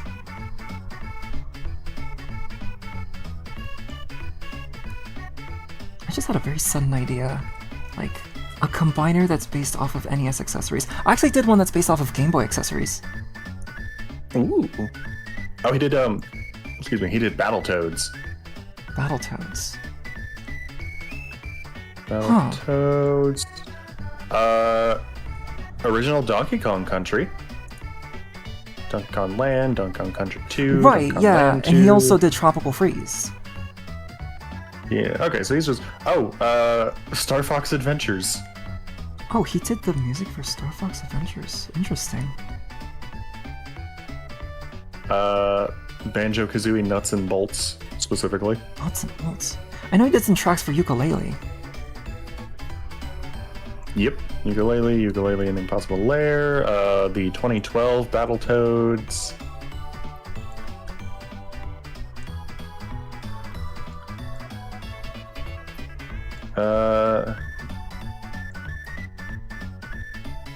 Car says, I had probably the stupidest dating experience. Love of my life, married Turkish man, and changed their religion, and I took it personally. Oh. I see.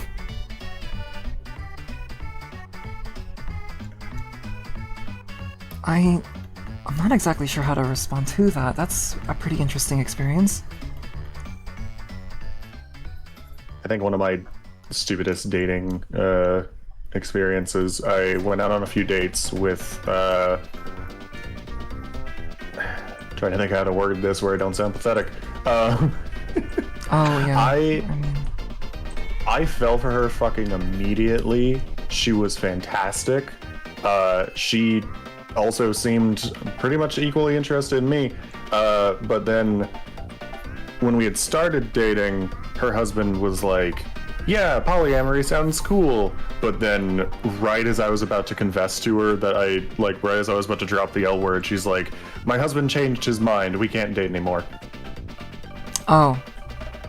That sucked. I'm sorry. And then 2 years later, I unknowingly had still been following her on Instagram, which she had not posted in those 2 years. But then 2 years later, I see on Instagram that they just had a kid together. Oh, man. Well, that blows.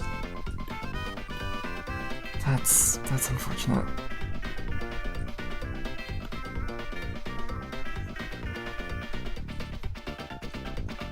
Well, R2's all done. Anytime people... Yay! Anytime people talk about the struggles, quote unquote, of polyamory, it's always like, oh, how do you juggle being with so many people at once, and how do you deal with jealousy and blah blah blah. The biggest problem with being polyamorous is other people pretending that they're okay with being poly because they want to be with you, and then they let things get way too far before they reveal that they're not actually okay with it. That is absolutely the biggest issue with that. You need good transparency to make that work, yeah. Yeah. Which could go for any relationship, but in this case, yeah, it's absolutely very heat seal. The number of times where I've gone out with someone and they're like, yeah, no, I'm I've never done this before, but I'm okay with it. I think this is fine. And then months later, there's this big emotional, I'm not actually okay with this. I just wanted to be with you. Please just be with me. And I'm like, that's not how this works, you motherfucker. All right, we have let's see. I got 3 more bots here. Let's see how we go with these next 2. What's up next, NTN? Wild King Optimus Prime. Oh my god. Holy fuck, NTN. Oh my I god, started out Boots, like why would you say that? It's a kid show. Yeah, I started out with the vibe of like the sidekick on a kids show, and then it's like, holy shit! I think there was a SpongeBob comic I did too, where like Patrick just says the F word like out of nowhere, and it doesn't get uttered ever again for the rest of the comic. Kara says, I had a very weird situation with my ex, of my partner, saw us together, and this person was like pretty popular online, and she immediately went publicly accusing my partner of being a child lover, and I was 3 years older than my partner. Yikes. Oh man. Jesus. That's horrible. Yeah, there is a there is a significant age gap between me and my wife, I will say, and we did initially wait to like go public with the fact that we were dating, because we knew that at least one person was gonna be like, this is sus, but it really doesn't ever like pop up in our relationship, the fact that there's a gap between us. It's mostly just like her joking at my dated references. Oh. I do think that we have an advantage over usual relationships like that, though, because we are both very autistic, and that kind of I don't know why I'm wording it this way, but it kind of evens us out, we'll say. Prime's got some he's got like feet knees. Wild King Prime. I think Megs also has feet knees too, but yeah, because their forelegs just become the feet of the combiner mode. Which is a very weird way to say fitness. I still really want to know if they're going to do any other core guys, aside from just like the repaints of Optimus and Megs. It doesn't seem like it at this point. Kinda doesn't. I kinda wish they would do more. That'd be fun. I don't know who else they would do, though. Like, you've got plenty of options for Decepticon side. Like, you could do Starscream or whoever, but like, who do you, when you have a Transformers series with a very limited cast, who's the very next Autobot you're gonna see? It's gonna be Bumblebee. Bumblebee. And I don't know if they would make a super beefy combiner torso Bumblebee. Yeah, I don't see that either. Optimus Primal, maybe? Maybe, or Grimlock. Grimlock could work. Grimlock would be pretty good, actually. I think Grimlock wouldn't be a bad choice. But I would argue part of the fun of these guys is that it's the torso guys are vehicles and all the limb guys are animals. So I like the idea that the torso guys stay vehicles. Yeah, good point. There's really not any other, like, I don't know, guys who are the size of Optimus and also at the same level of import. Ultra Magnus? Okay, yeah, I could see Ultra Magnus. That could work. Even though, well, yeah, but I don't know if that's just going to be Wild King Prime, but white and blue. Yeah. Oh, fucking, could do Rodimus. Oh, yeah, that's true. We could do that. What? There are two Optimus Prime. Wait. Okay, wild idea. Wild King idea. Okay, so they do a Starscream, right? Starscream repainted into Elita 1, a la Power of the Primes. Heck yeah. I like it. We must pitch this to Takara immediately. There's no way they're releasing Wild King in the West, right? Like, at this point, if it was going to, we would have heard about it already, I feel like. Yeah. I don't know if they would do, like, a legacy release. Okay, not legacy, but, like, legacy release. Or, like, a bit later down the line, and they're like... Hasbro's like, well, we don't have much to release. Might as well put that out. I feel like the only way we would get a Western release is if it was, like, a convention exclusive of some sort. Yeah, probably.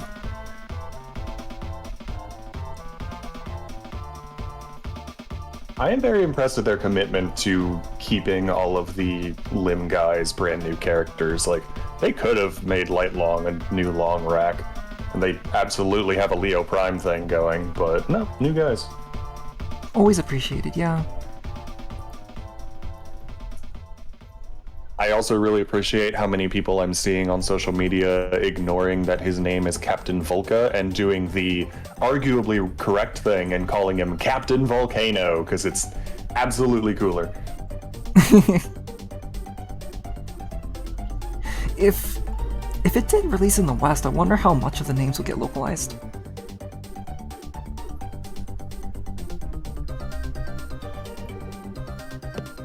Because I feel like Spirichuan is a little bit of an awkward name in English. Hmm.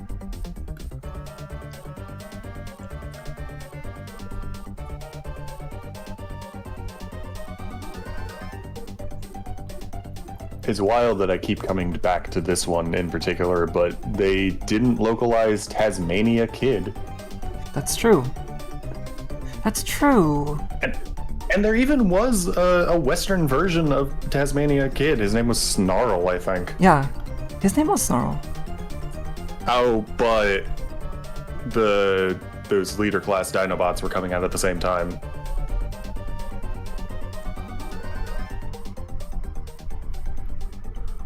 Yeah, that's true. Also, Volcanicus Legacy Evolution Snarl. Yeah. Oh, yeah, even more so. So Tasmania Kid might have been a necessity more than anything. I need to make this brush a bit thinner so that I can get to this face. But we did get Leo Prime and not Lio Convoy. Yeah, and Star Optimus instead of Star Convoy, even though everyone is still calling him Star Convoy. Yeah, that one's... I even got Jason to just call him Star Convoy. Just because I keep calling him that, even though Jason knows him through Age of the Primes. At least they didn't try and change it to, like, Tasmaniator or something. Yeah. God forbid Taz, but, you know, you can't get away with that. Taz-Maximal. Taz-Maximal. Okay. Taz, as far as, like, dumb localized names goes, I would kind of be okay with Taz-Maximal. That's kind of fun.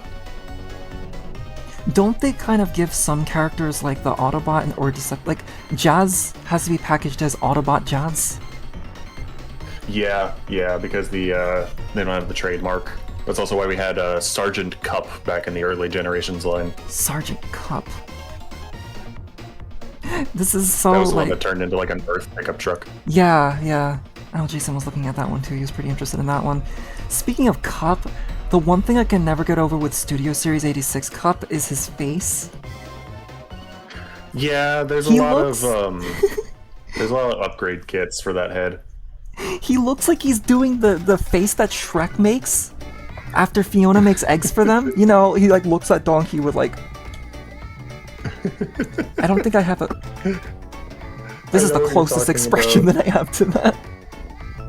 I know what you're talking about. Yeah. Kara says, Russian adaptation always the worst. You see, we translate names and it's always so literal, like it hurts ears and souls. Oh no, it's that kind of translation? Oh. I wonder. What are the Russian names for Transformers? That's what I'm doing, baby. Let's see, the Russian name for Starscream is... Scandalist. Well, I mean... Yeah, that is kind of literal. Kind of like the... Megatron is... Oh, it's just Megatron. What about Ironhide? I don't know why I'm going to Ironhide next. Ironhide is... Apologies to Kara, because I'm sure I'm going to fuck up a lot of these pronunciations. Ironhide is Bronevik, which apparently means armored transport. Well, I mean... How much you want to bet that Ratchet's name is just the Russian name for ambulance? Probably, or like medic or something like that. Or doctor. Oh, Krapovic, which is just Ratchet. Oh, okay. What's up, Crapovic? Oh, poor Ratchet. Let's try Grimlock. This is actually kind of fun. Smell check. Daredevil. Daredevil. Well, I guess he is a daredevil. Oh wait, Doesn't afraid of Soundwave, anything. Really.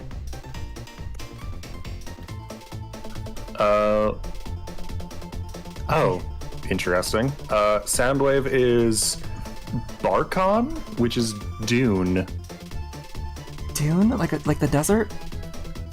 I think. What about Blaster? Blaster. Oh, I should have had this done at an angle.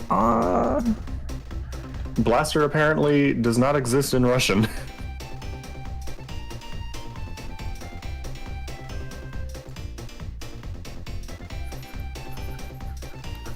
Oh, RC. Let's see what they do with the girls. Just RC. RC. I keep RC is thinking RC. that, like, the Japanese name for RC is, like, different. Although I'm probably thinking of Energon RC, because she was just straight up called Ariel in Japanese. In G1, RC is just RC, but Ashi, if you want to be yeah. like if you want to be real specific, it's Ashi. Yeah, let's check Energon. Why not? Energon RC. What's your name? It is Ariel. It is Ariel, which, when you know your Transformers lore, is kind of interesting. Because the Ariel is the progenitor of, Elita, right? Am I remembering that correctly? Yeah. Yeah.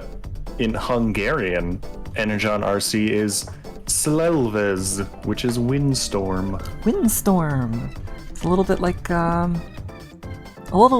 Windblade. Tiny bit. Winds, though. Wind? Fast. Motorcycle, fast like the wind, I suppose. That's fair. Ah, Energon.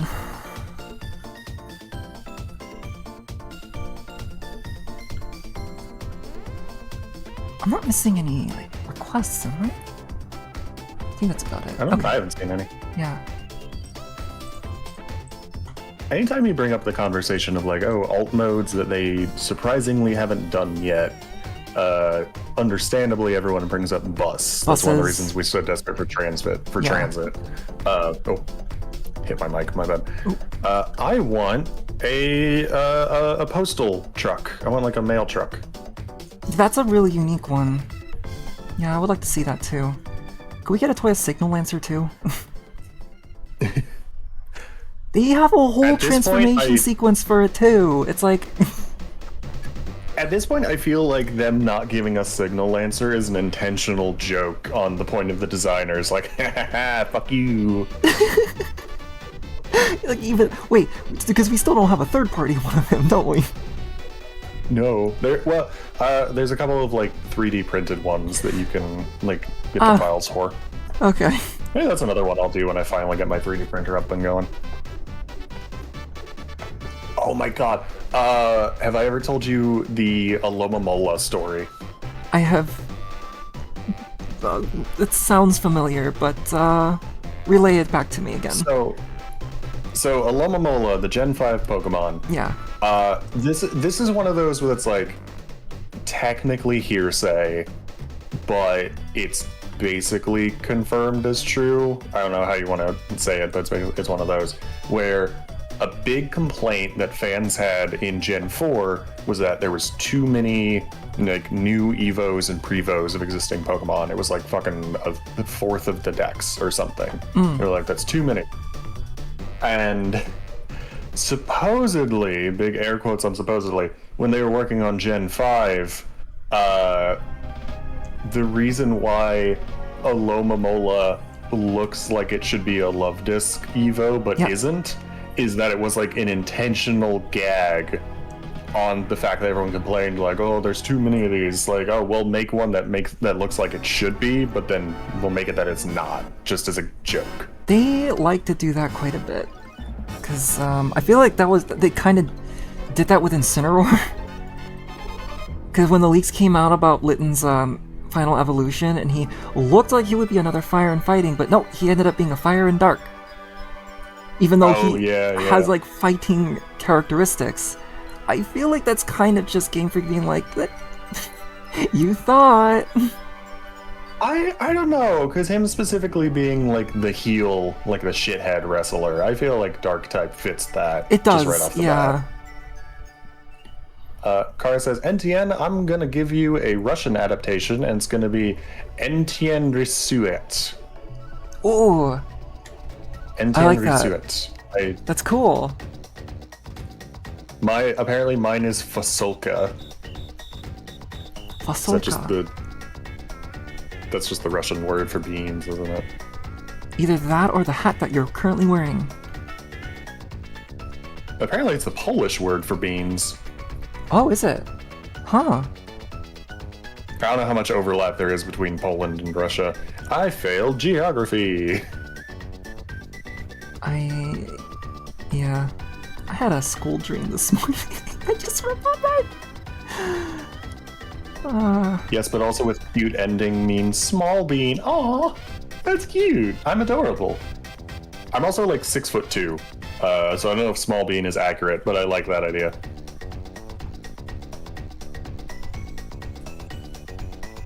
Okay, I'm drawing this on like a crazy foreshortened angle here.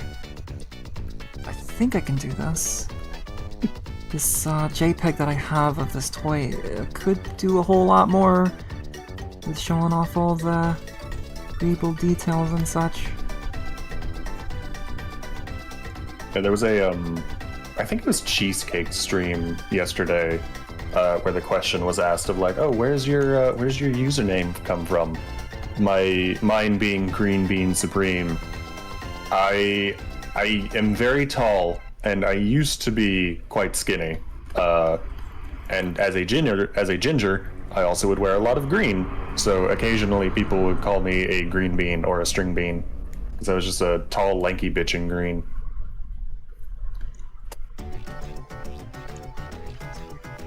Green Bean Supreme kind of sounds like an order from a fast food place.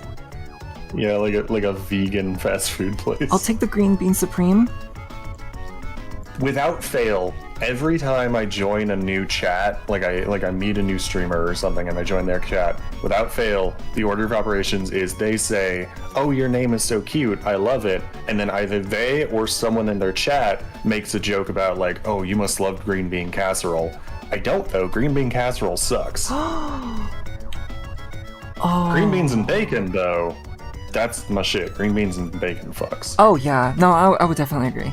I would say that that's better. I just don't like green bean casserole. If we're talking about big bean, it would be fasoliche. Fasoliche. Fasoliche. It's time to draw the waffled section. The hollow waffled section of... which I think they kind of retain for the show as well, which, you know, always love a little toy accuracy in your TV shows. Which is funny, in the Warfish Hypertron Netflix series, they apparently straight up just used the CAD models. Oh yeah, like they had the 5mm ports on them. Yeah. Complete, total, line thickness inconsistency. Oh good lord, is that going to show up well when I go to color this? Let me pause this real quick and then switch to our next soundtrack here. Wave Race 64.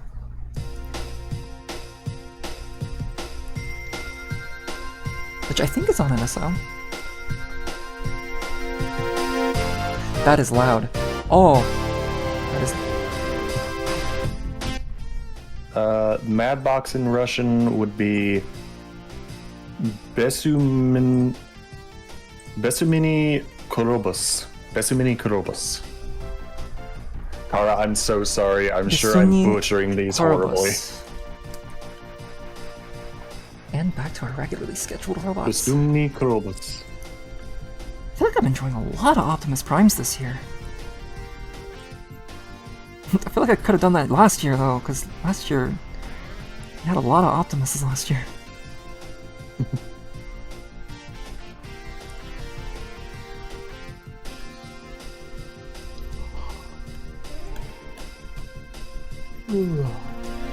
There we go.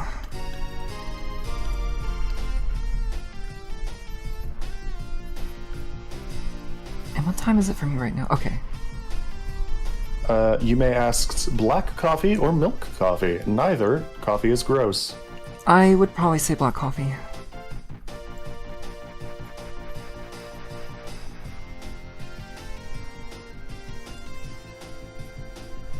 Kara also says black. I want to make sure it hurts when I drink it.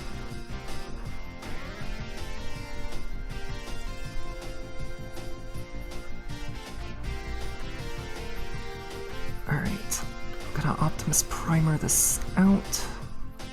I gotta be honest, I feel like enjoying the rest of the... I shouldn't have found that as funny as I did.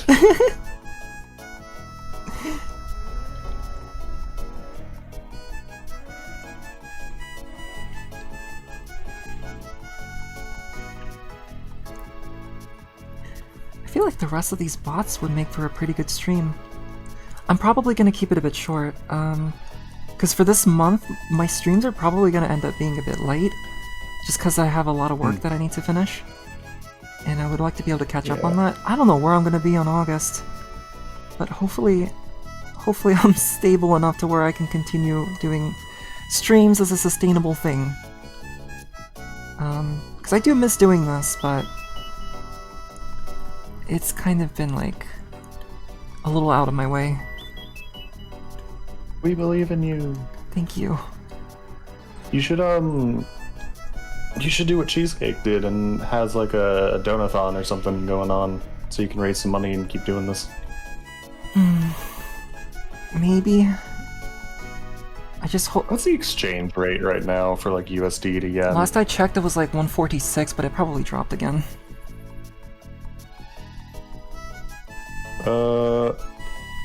$1 is 145.96. Okay, so basically yeah, that's about 146, expected. Yeah. It's been fluctuating up and down a little bit. Like, one week it'd be like 143, and then the next week it'd be like 147. It's a little dangerous I sent you... when I have clients that are overseas at this point, because I don't think I've had a lot of Japanese clients, so it's a little dangerous to kind of rely on that. But, yeah. Oh, you were saying? If I sent you $5, it would be 729 yen. Yep. Pretty much.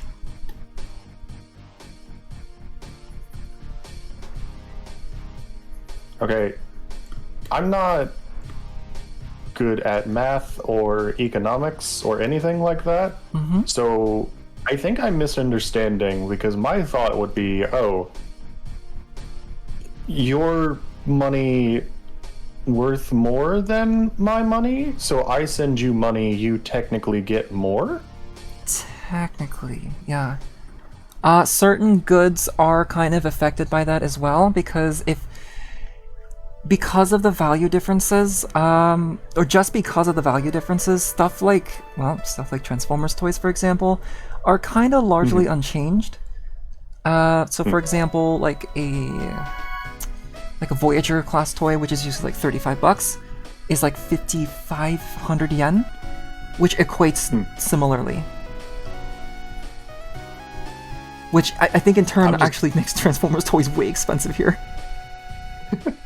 I'm thinking more just in terms of, like, I don't know, you paying for living expenses or rent or whatever the fuck you have to do. Yeah. Like, if I send you $400 for a commission, in my brain, because of how the exchange rate works, I would think that could go further than $400 would go here, but it sounds like I'm wrong about that. No, it would. Okay. It would. Yeah, it would.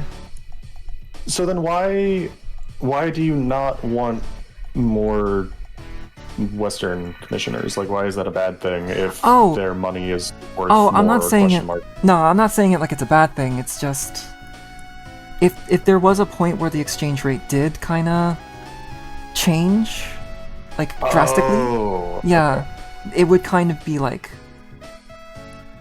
because at the very least, if I had like Japanese clients, I wouldn't have the exchange rate to worry about. But I'm also pricing my commissions based off of the US dollar. And that's See- why I haven't opened like commissions into Japanese websites yet, even though I was told to do that. See, now that says to me even more so, this is a great time for you to do a donathon or something while the exchange rate is good and you have a lot of Western people in your chat and whatnot. Just take advantage of the moment while you can and be like, hey guys, Suppose give me so. money to live. I just feel like, not that I'm against other people like doing donathons and such, because I'm in full support and I try to like, you know, repost their like posts in relation to that whenever I can. I just feel guilty when it comes to me like asking other people for like donathon, even though I try to like provide content that would kind of make up for it, but I still just kind of feel like. But I guess that is just a kind of a matter of like figuring out like what kind of content would I feel like comfortable in doing a donathon for. Like, I mean, draw this if you donate this much, basically like what Cheesecake was doing. Yeah, like immediately one of these fucking like robot speed draws but just charge for it is an instant go. You could get a lot of people off of that. Full commissions, of course. You've got the different tiers of like people love making streamers suffer and do silly things, so plenty of stuff like that. Like, oh, I'll eat this gross thing if I get up to 5,000 yen or whatever the fuck. Yeah, I would love to do that. There's a lot of good options, and also you absolutely would deserve all of the support that you got.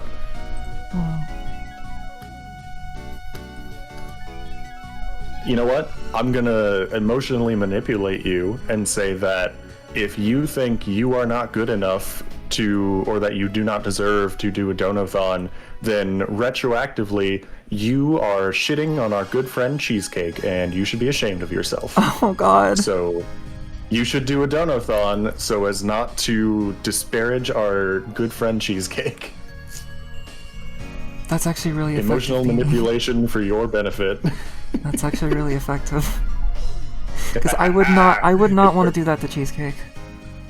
Exactly. So you need to do a donathon and have it just as like, you make what, like 100,000 yen, and then you just have it in savings. Maybe that would be something for August. I need August. to check and see how much 100,000 is. 100k is about roughly $600. $685. $685. Yeah. Yeah. Okay. I want to make sure I didn't accidentally pull out some like wild bullshit number. Yeah. I keep contemplating as to whether or not I should just like go and do emergency commissions or something like that, because I've been running into a lot of moments where I'm just like, yeah, everything is running low, and I don't know if I'd be able to still do this, so... And also, like, lower my prices of my commissions, too, is another consideration. Because people can't really afford stuff like that right now. Post-stream over the next few days, I will continue to pester you in DMs and such about a donathon and help you come up with ideas and scheduling and such. Because, if you don't, you're mean to Cheesecake. Okay.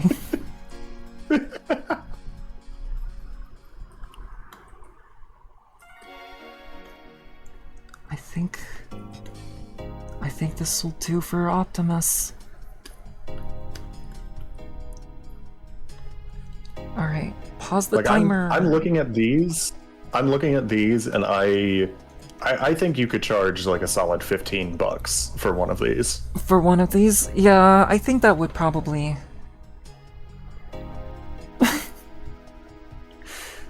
Oh.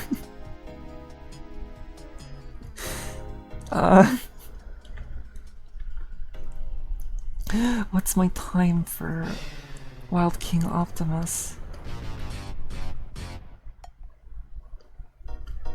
Oh, I think we're in the jingle section of this soundtrack now. Where they just cycle through all like the 1 to 3 second jingles of 2838. Wow, these take quite a while, but I mean, I'm putting a little bit more into these, so. And this has been pretty striking so far. I love how often I'll be like working on drawing or editing, and I'll be like, I need to take a break. My friend NTN or Cheesecake or Meme or whoever, my friend is streaming and they've got their call open. I'll just go pop in for a couple of minutes and say hi and then get back to work. And then it's been like 3 hours and I have not done shit. Oh god. You're too charming. You're detrimental to my productivity.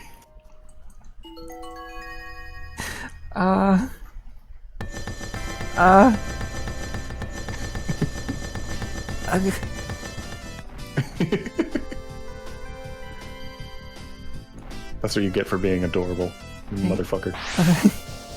Thank you. Aw. Megs is next. But it's not the Megs that we are used to, unless if you are a comic reader. So we're gonna reset. You fucking nerd.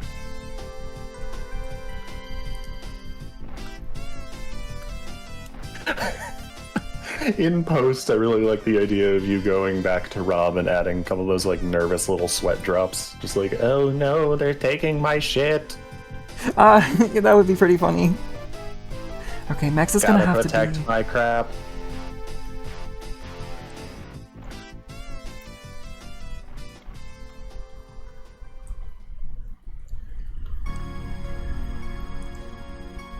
Is Meg's the last? No, you've got one more.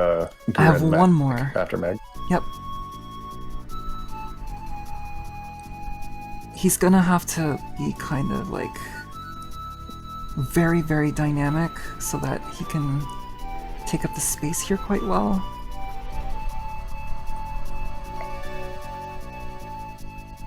I wonder if we're gonna get more comic edition bots, or if that was like a one and done deal for 2024.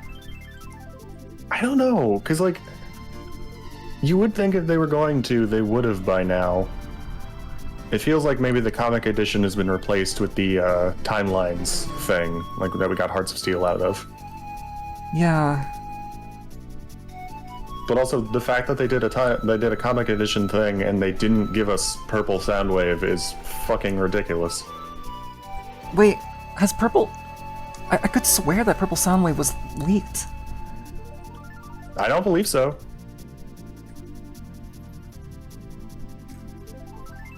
Oh god, what kind of pose am I giving to him? Since those, like, exclusive special things always come with, like, at least one little extra goodie, like how that, that Target exclusive 4-pack of, Mooks came with, like, alternate head sculpts for all of them, I want them to do a purple comic Soundwave and have an alternate head sculpt where it's the one where it's got a mouth. Right, yeah. Oh, that's the one that people are looking forward to the most, is like the mouth aspect of Purple Soundwave. Hello, Soft Crunch. Oh, Soft Crunch, I know you. How are you doing tonight? It's good to see you here. I'm drawing Megatron, and he's very exaggerated at the moment, because of space. Megatron. Soft Crunch says, I'm good, thank yous.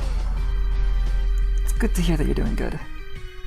Okay, I don't know how I feel about his legs. I think I might want to try to...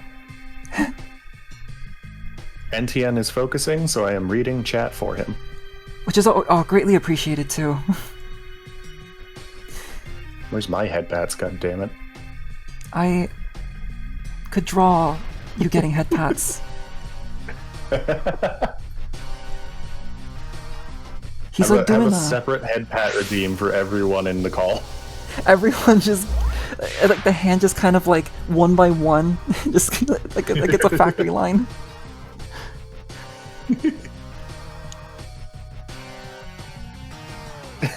Kara says, NTN, hand it to Beanie. Oh, like moving the... Let's see.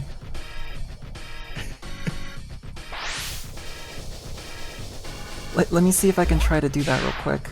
This is gonna be really, really awkward. Oh yeah, pause my timer. Pause your timer. You fool. Oh, okay. I think in order to do this, I'm gonna have to... There you go, Beanie. Except now you have my hair on you. Oh god. Oh, this is what the drain and NTN shower must feel like. I mean, you're not wrong. NTN is like a shaggy dog that has just shed all over me.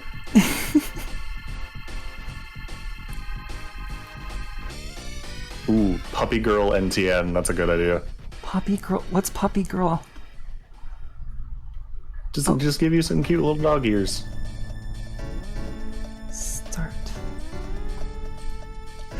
Draw you in some cute dog ears, and the programmer sucks. Oh boy.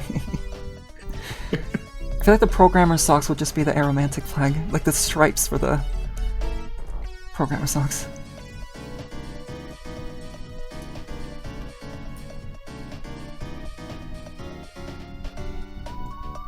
There we go.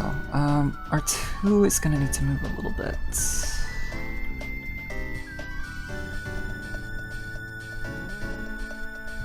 There we go.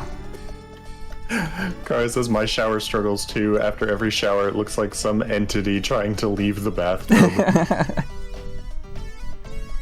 There's a fun thing about living out in the country. Sometimes you would go into the bathroom to just like go to the bathroom or take a shower, and you'd find out that a snake had crawled up the bathtub drain, and there's just a snake in your tub. The snake wouldn't be there if you're taking the bath, right? I mean, hopefully you would notice it before you took the bath. Yeah. Absolutely. No, sometimes you would just walk into the bathroom and you'd like hear something rattling around, and then you'd look in the tub and there's just a snake that's crawled up the drain. That would be... yeah. Even if the snake wasn't there, like, you just knew about it because, like, it was implied, that'd still be really stressful. They would never come up like when the water was going or anything. It would just be like middle of the day. How do snakes go about with like water? Do they hate water? I don't know if it depends on the breed or the species of snake. There's plenty of species of snake that live in the water and will slither around, but they're like, these are ones that would just like, normally they'd live in the yard and somehow they'd find their way into the plumbing. Are eels considered snakes? No. Eels are a species of fish, not a reptile. That's true.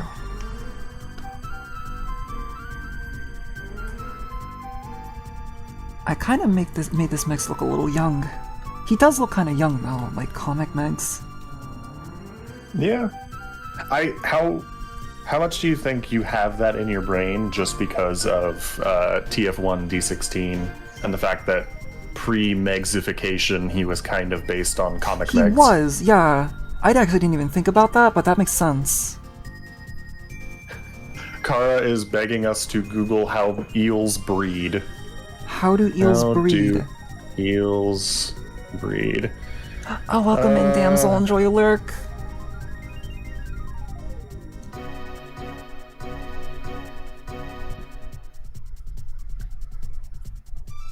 For two species of eels. Drawing Megs' arms a bit tricky.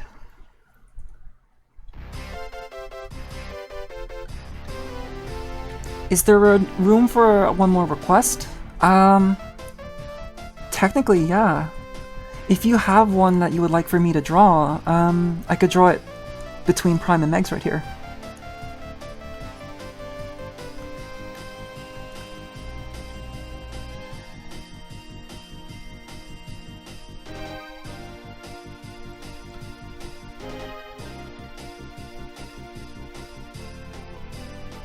There we go. That's, not too bad. I mean, I might have to move some stuff around to make this make sense, but...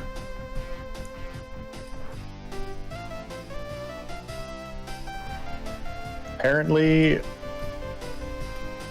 a lot of species of eels, it is not actually known how they reproduce, because many species of eels apparently do not seem to have reproductive organs. The ones that we do know how they reproduce, apparently they will create underwater clouds of sperm that the female eel will swim through in order to be inseminated. Didn't we see this in Magic School Bus? I certainly hope not. There was some kind of fish that was... I don't know. I didn't see the episode. I just know that people were talking about it online. Like, yo, do we remember when Schoolhouse Bus Rock did this? Schoolhouse Bus Rock. Yeah, I don't know. It's like you're in a school bus and the kids are jamming out in unison. That's what that is. Apparently what I was reading is out of date, and we finally found out recently how they breed. Oh, really? How do they breed? Tell us all about eel sex, Kara. Okay. Yeah, Kara, tell us about that.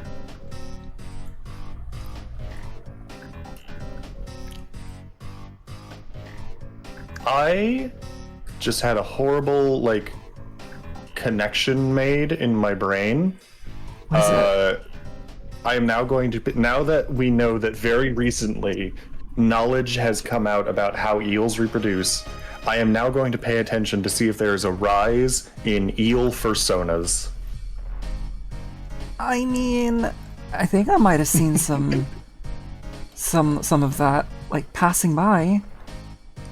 I want to see if more happen in the next couple of years.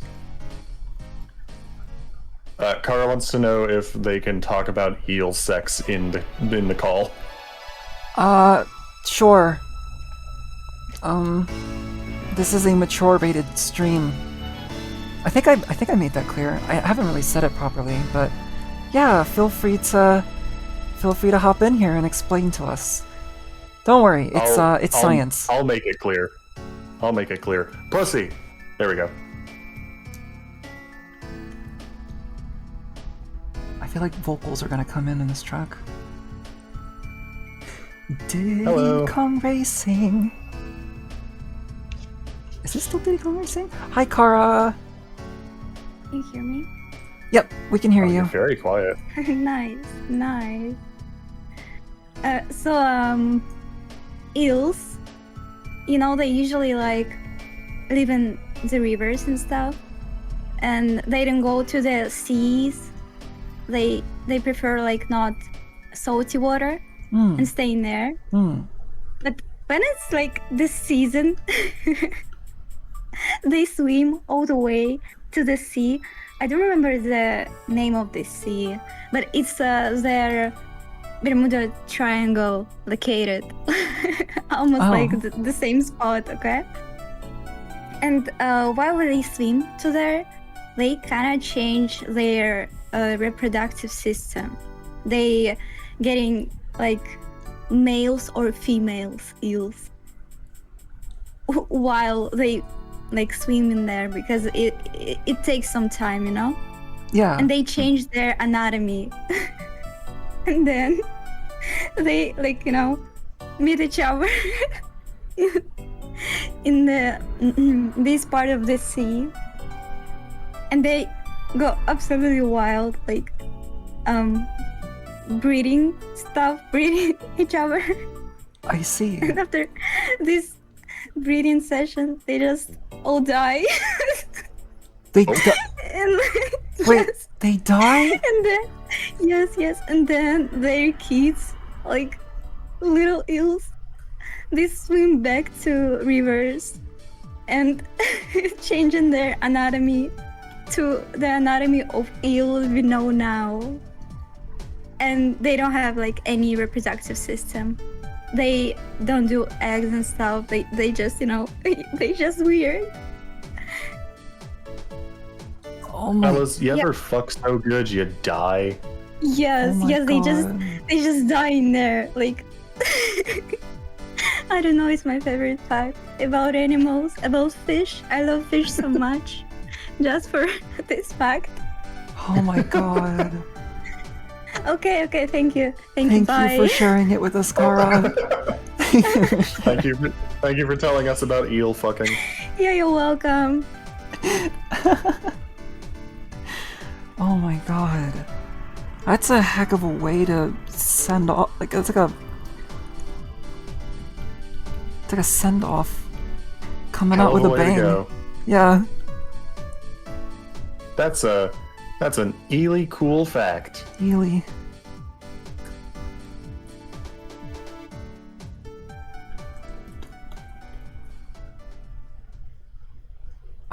I think this pose will work. Yeah, I think it looks this- good. Yeah. I'm gonna have his fusion cannon on his arm. I was just about to point out that he still needs the fusion cannon. Yeah, he's kind of like doing like a bit of like a Mega Man kind of slide happening here. Jason says, "Can you do Gnaw, the little gremlin? Do you want me to do the robot mode or the alt mode of the Gnaw?" Ooh, I like Nyaw. Nyaw. You know, Yeah. there's like this random, like, dumb thought that I've had whenever I think of Gnaw, and they could do like, if they're able to get away with it, because I know they have to kind of like change some characters' names because they use this name. It's like a red and black repaint of Gnaw, and they call it Hell Gnaw.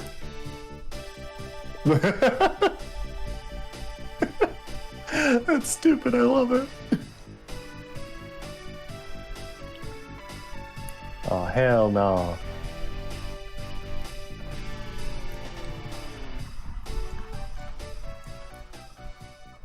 Alright. Remember, everything is at an angle.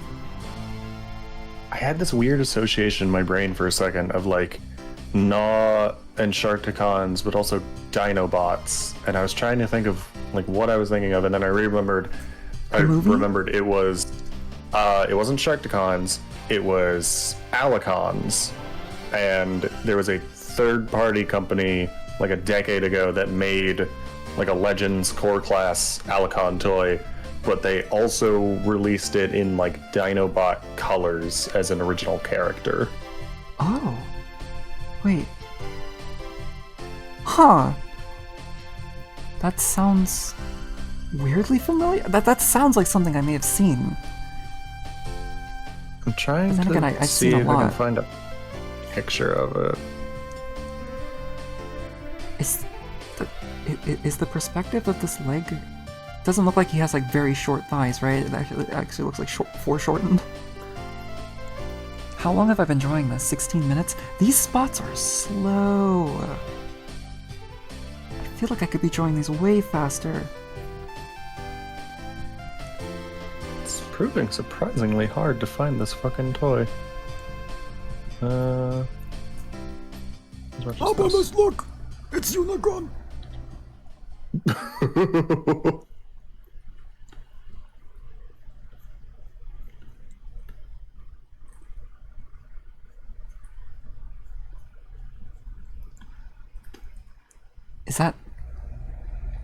Is that the end of the Diddy Kong Racing soundtrack? That might be. It's time to listen to Battle Clash.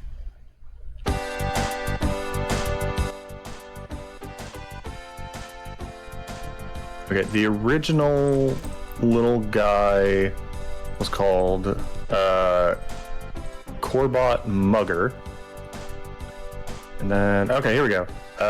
Its name was Savage. Savage.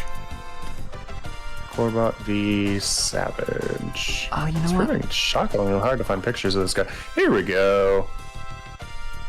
Here we go. Blink, bump. Come on, you got this, Sentian. You Walk. got this.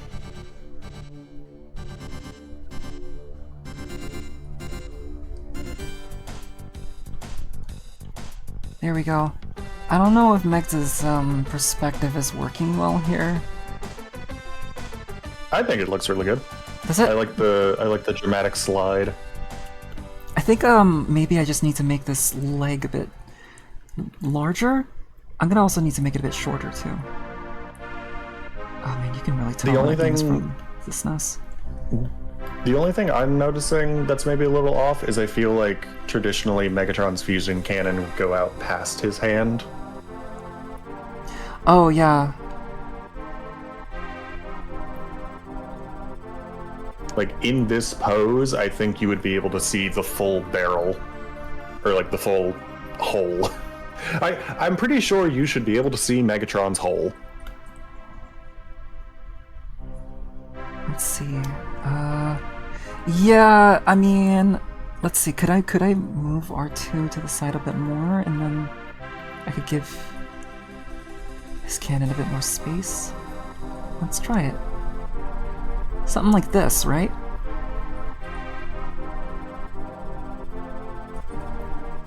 Yeah. Okay. I had to wait for the stream to catch up and actually show me what you were doing.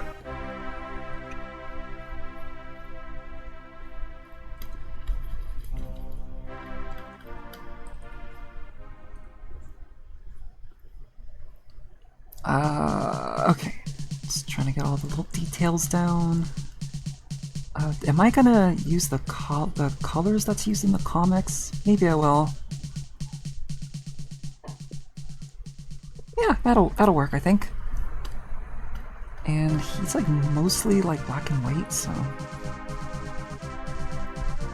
just try. You know, maybe I'm just a basic bitch, but I feel like if Shattered Glass Megatron had just been given Optimus colors, I think that would look pretty rad. The idea of Shatterglass characters like exchanging colors with one another sounds like it'd be pretty fun. Yeah.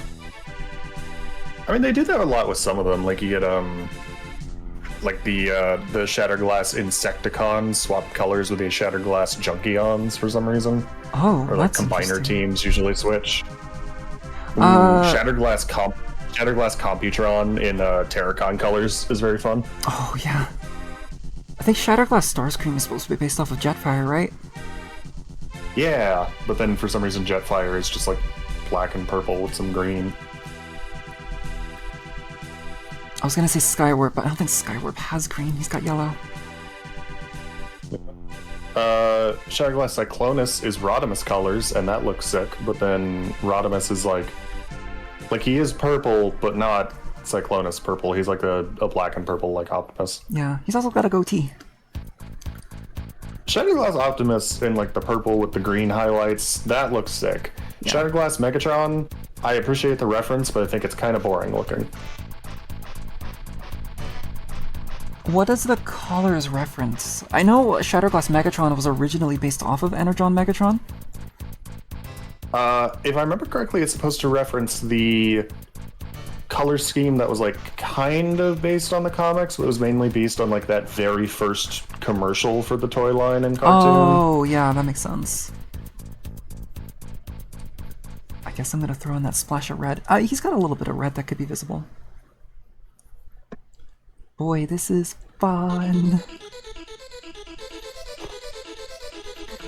Yeah, prototype character model seen in the first Transformers commercial, early issues of the Marvel Comics, and Megatron's Marvel Transformers Universe profile. He was also in some like children's books, I think, too. He was like, he like popped out of like a limo, and he was shooting down. I think it was Cliffjumper. And then Shattered Glass Galvatron is just Galvatron colors, but he's a helicopter now. Helicopter. Specifically, he is Cybertron Evac. Oh my god. Wait, Shatterglass Galvatron is based off of Evac? Yeah, it's just Cybertron Evac, but in regular old Galvatron colors. That's pretty cool. I had the Springer version of that toy back when I had the Rat Bat, also, since it was a 2-pack. Oh, speaking of multi-packs, I just remembered. How crazy would it be if they decided to do like a multi-pack of like Commander 86 Optimus and Leader 86 Megs when he releases. Is 86 Megs a leader? I thought he was going to be a commander too. He's a leader. I mean, I guess he doesn't have... Well...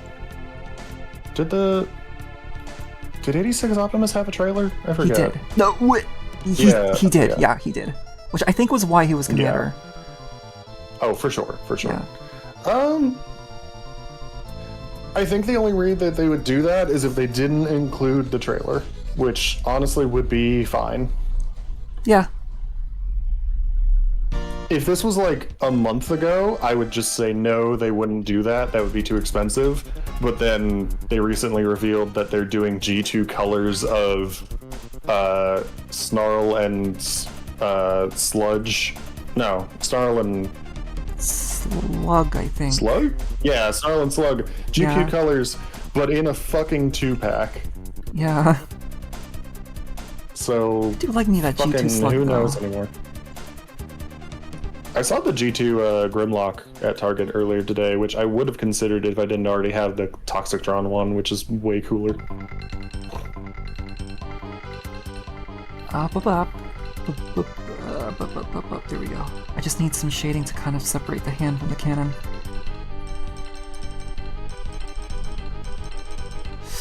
I got a dentist appointment tomorrow. I don't even know how I'm even gonna, like... I'm not even worried about the appointment itself, it's just... Everything has just been kind of closing in on me.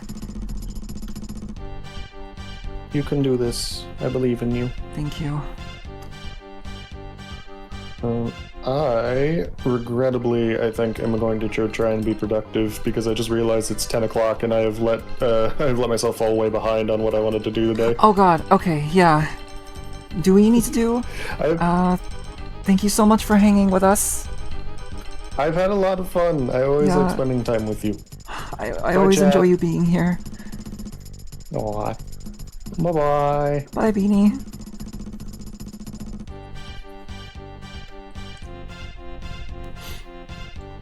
Always a good fellow to have. But yeah, after I finish drawing Gnaw, we'll be pretty much all well and done here for tonight, I think. I was considering doing an art fight attack on stream, but I'm not exactly sure if I'm gonna do that for tonight. Mostly just because I got like other things I would need to work on as well, and if I have the time, then I can do an attack, but again, yeah, I can't really guarantee if that's gonna be tonight or not, but regardless, I think we're done with Megs.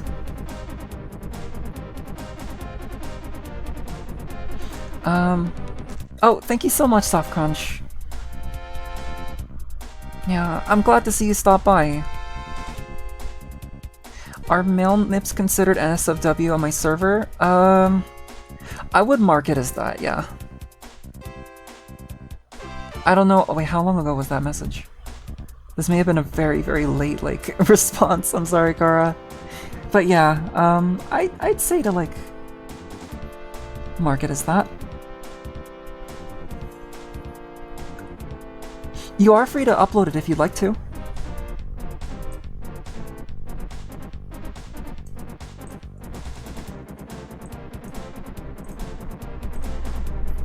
Okay, how long did this take? 25:27.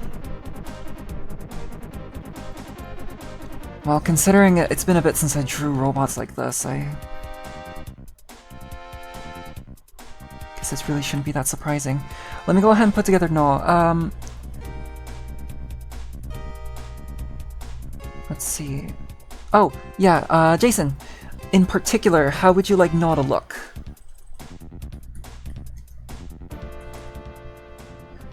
Would you like them in their ult mode, or would you like them in their robot mode? What version should I draw now? No, I should draw the G1 version. The original G1 toy.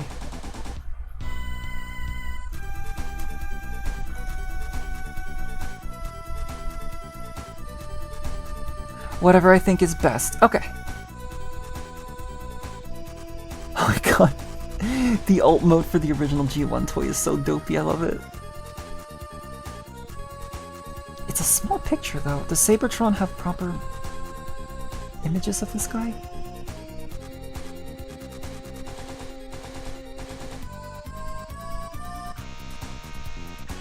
They gotta have it. Let's go to Sabertron real quick. Ooh, they changed up how the site looked. Looks nice. Hopefully it's faster now. Sabertron has a tendency to be like kinda slow. Select a series 86. And then let's see. No. Oh, here we go. Sharktacons, perfect. God, excuse me.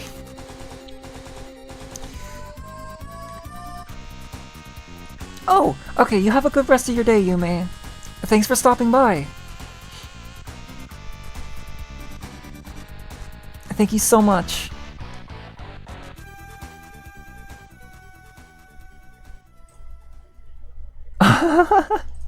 Oh my god, chat, you have to see this. Look at this guy.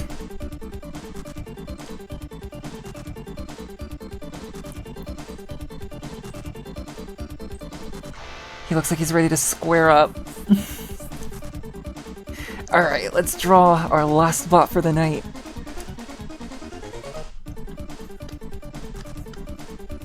Start the timer. And here we go.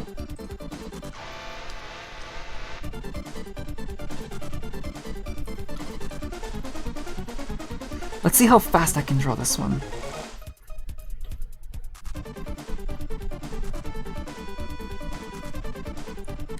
Oh, his waist is a bit, or his hips rather, is a bit thin.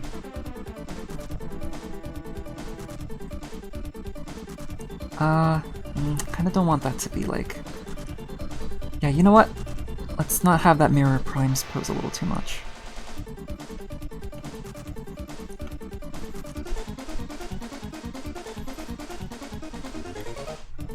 His hands are tiny.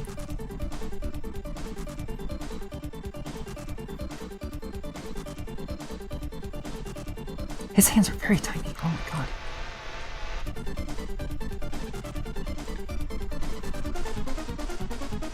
Wait, do I like that pose?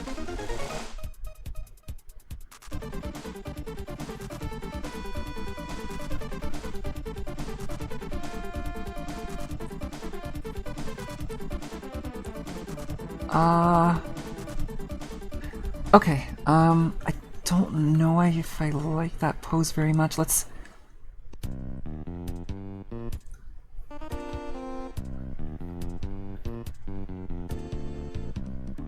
I want to make sure that his hand is like...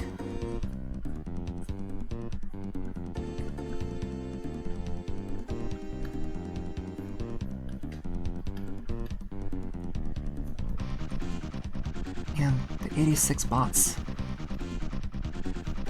Very different from the bots that we were used to before. Although a lot of us didn't grow up in 1986, so... We're kind of just used to the way robots are then, but imagining being a Transformers fan since 1984, and then still considering like bots from 1986 to be like the new ones, you know?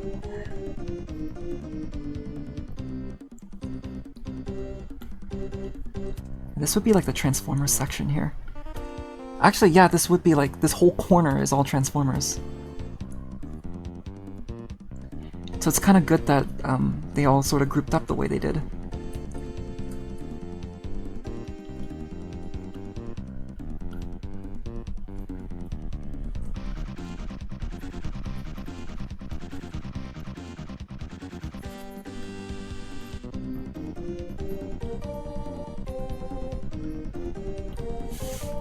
There we go.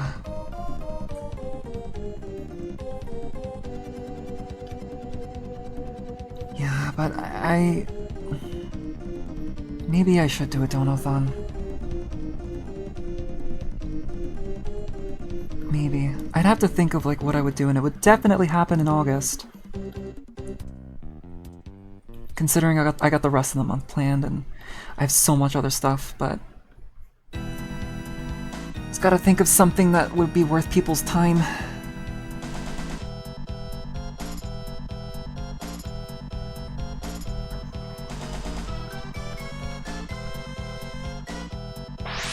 But the speed drawing would definitely be a good one to start with, I think. Let's put this under here.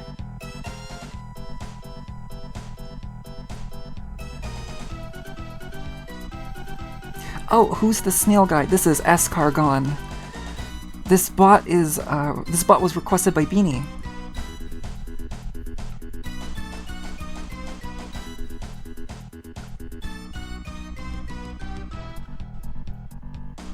A very, very obscure character that only had like one art and nothing else. If I remember correctly, Beanie was saying that Escargon was supposed to be like a contest example, I think?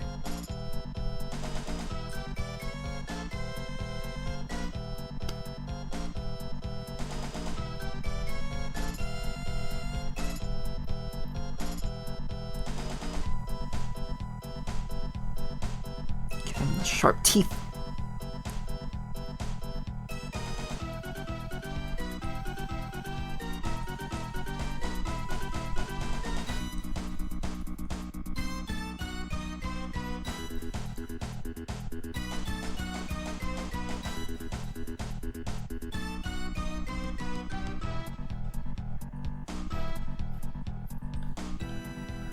Okay, here we go.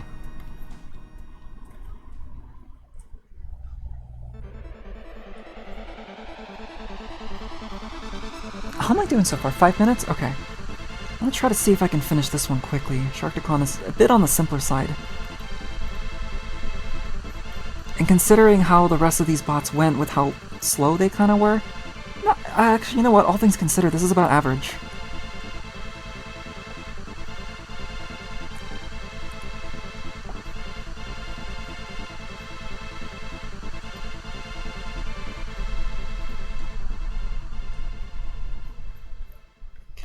His arms kind of work like this.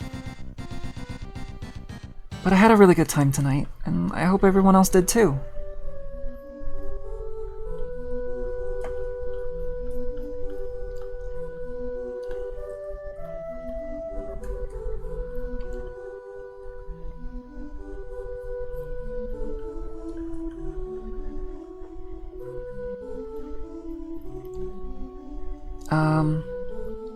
But yeah, streams are going to be a little bit light this month, as I said before.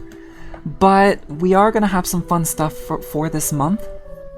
If you haven't seen the schedule already, we've got some new things planned.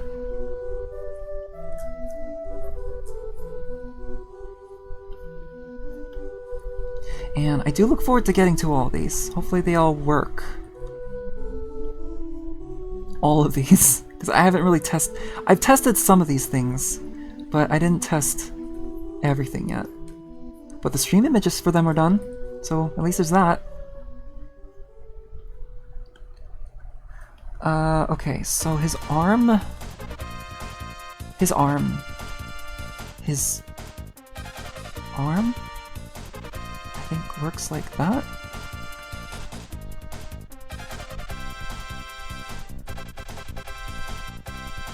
Something like this, I think. Yeah, okay. Then let's get these down here, this here. Blue hinge goes over there. Of course, I'm basing this off of a toy, so there's going to be a lot of detail. I could have based this off the cartoon model and have gotten this done in 10 minutes, but nope. Because I don't seem to work like that. I don't seem to work that way. I don't have anything against the cartoon models, of course, but I just always seem to gravitate towards like the original toys for these.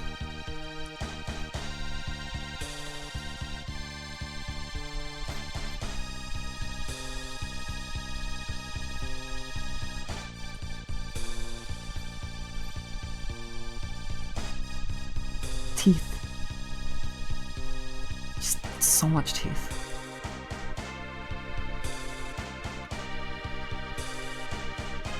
I think it kind of goes like this, and like that.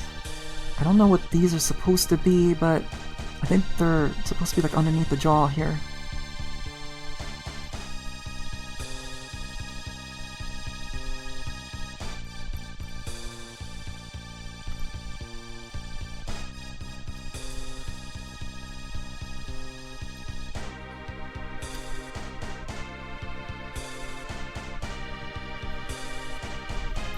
Okay,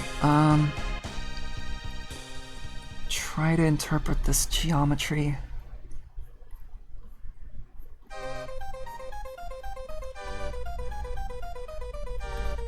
Like so. How am I doing? 9 minutes? Okay.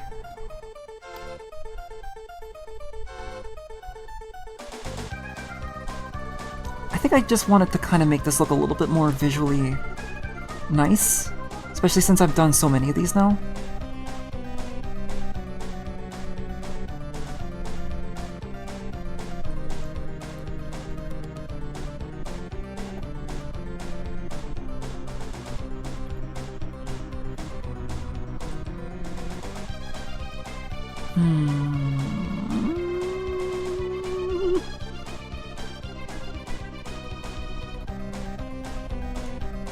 Oh, you have a good night, Mana.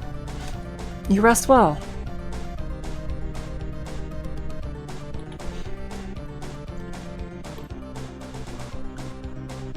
Thank you so much for... you're probably gone now, but thank you so much for stopping by tonight.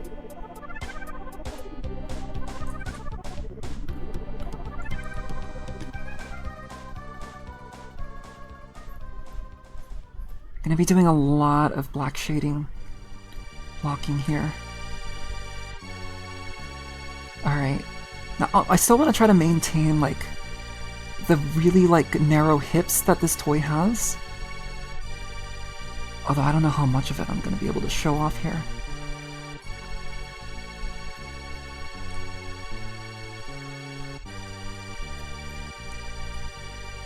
Also doing like a perspective thing with the leg, but also making sure it looks good.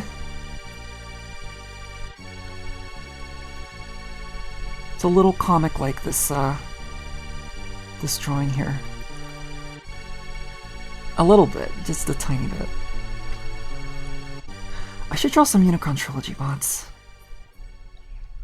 I haven't really been reviewing my VODs as much as I used to, but if I somehow do here, hopefully it'll be enough to remind me, like, oh, next time I do this, I should draw some Unicron Trilogy bots.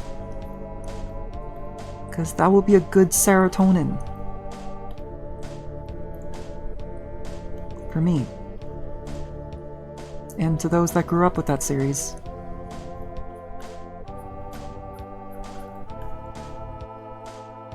I think this works. Gonna try to put your null in the pose I put him in. I'd like to see that, actually. I want to see how well posable, like, your Gnaw is. I forget. Like, that Gnaw is Prime Wars Trilogy, but is that Titan's Return Gnaw, or is that Combiner Wars Gnaw? Or was it Power of the Primes? I wonder. Also, we're at 12 minutes with this. It could beat Rob as the shortest one, but we'll see.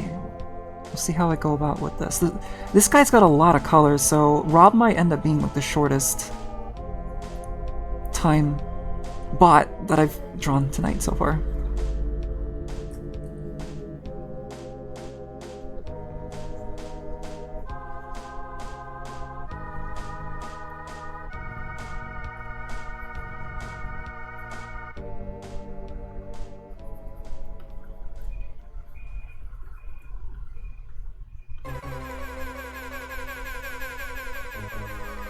This music is very weird. It sounds insect-like. Insect-like. Insectoid. Alright, let's give it a slight little color. And let's get the rest of the colors in.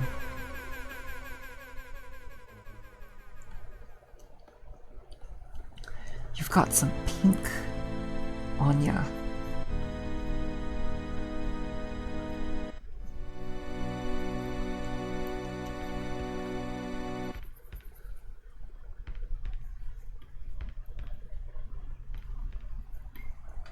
What am I hearing?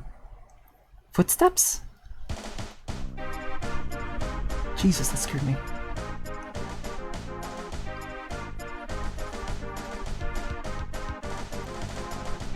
Oh. No, that's right, okay. And the rest of the legs are purple here.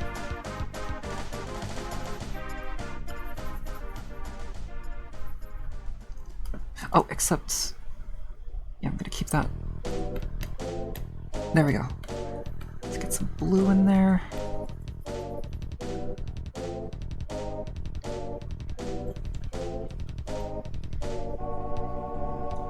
And... let's see... Did you get the pose down? Oh. Yeah, definitely would like to see that once I finish up here.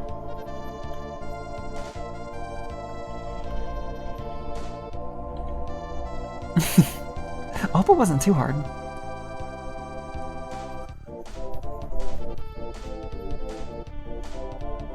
Oh, that's part of the head. Alright. Nall's got some, like, very slight differences in grays. The legs were giving you a little trouble. Are the articulation for his legs, like, kind of limited?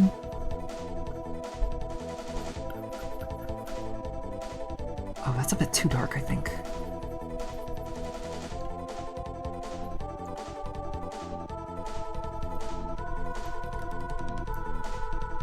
But it's enough to separate everything, so maybe I'll keep it dark. Just for color separation's sake.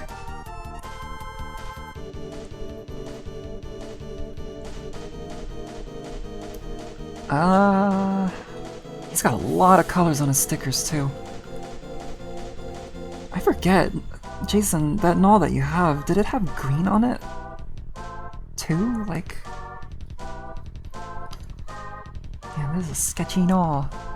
Yeah, we're at the 15.5-minute mark. Yeah, Rob ended up being the shortest one so far. I think it's just because of the amount of colors I had to put into Nall here.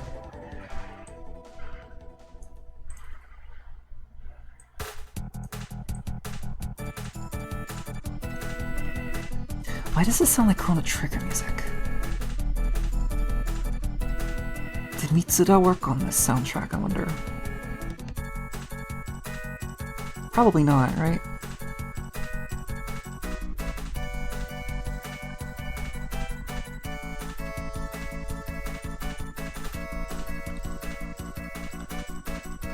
Guess I am going all in with the shading.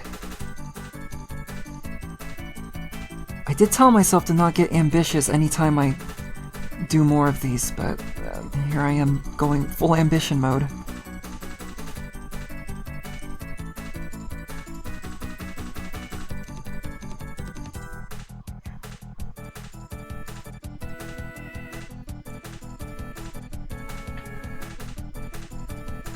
And boom! Look at that. That's you know what? That's superfluous, I think. Let's tone that down a bit.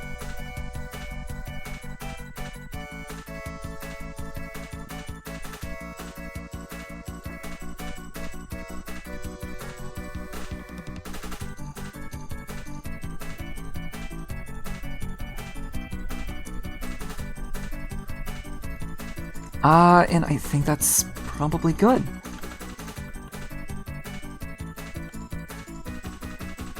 Maybe? It's a metallic sticker here, so this is probably gonna need something. Yeah! Let's give him a little bit of extra flair. Give him some bubbles, because he's a fish. And that is time. 17:47. Where can I put this? Maybe I'll put this under Megs here? How well are people going to be able to see that?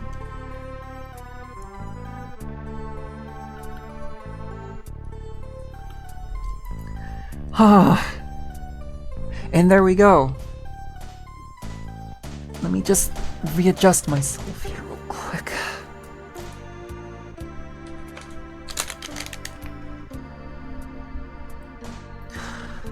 Ah, The runtime ended up being like a pretty good runtime too. 3 hours?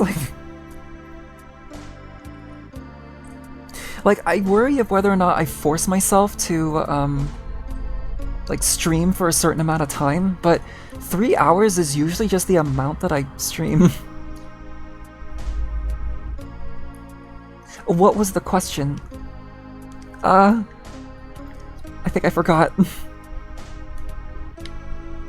But yeah, I think that'll be it for tonight.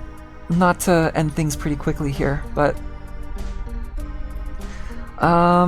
yeah, so this was Mecha Speed Drawings. I should probably disable this. There we go. Put all of it in a folder. There we go. I hope everyone enjoyed today, because I definitely did. This was so much fun. This is always fun. Like, hold on, let me move. I'm not gonna draw any more gyromites, but perhaps maybe one could be here so that I'm gonna keep this one close so it looks like the Code Geass bot would like try to grab it.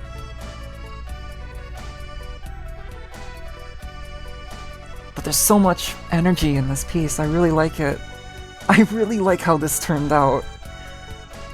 And it's thanks to everyone's requests. I think most of these... yeah, most of these ended up being requests. I think. Like 60%, but yeah. Oh, the bubbles? Yeah. it adds quite a bit to it, I think. But I'm gonna go ahead and wrap up for now. Let's see, who can I stream tonight? Or who can I raid tonight, rather?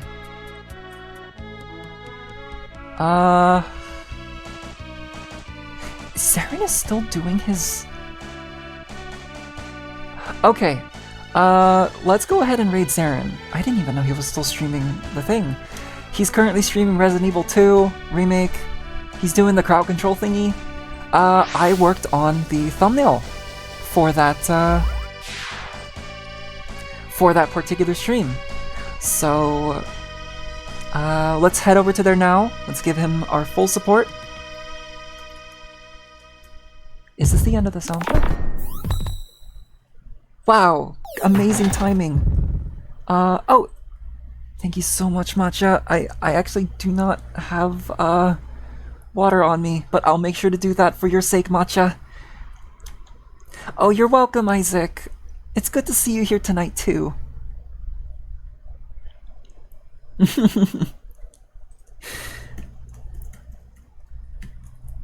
Yeah, and...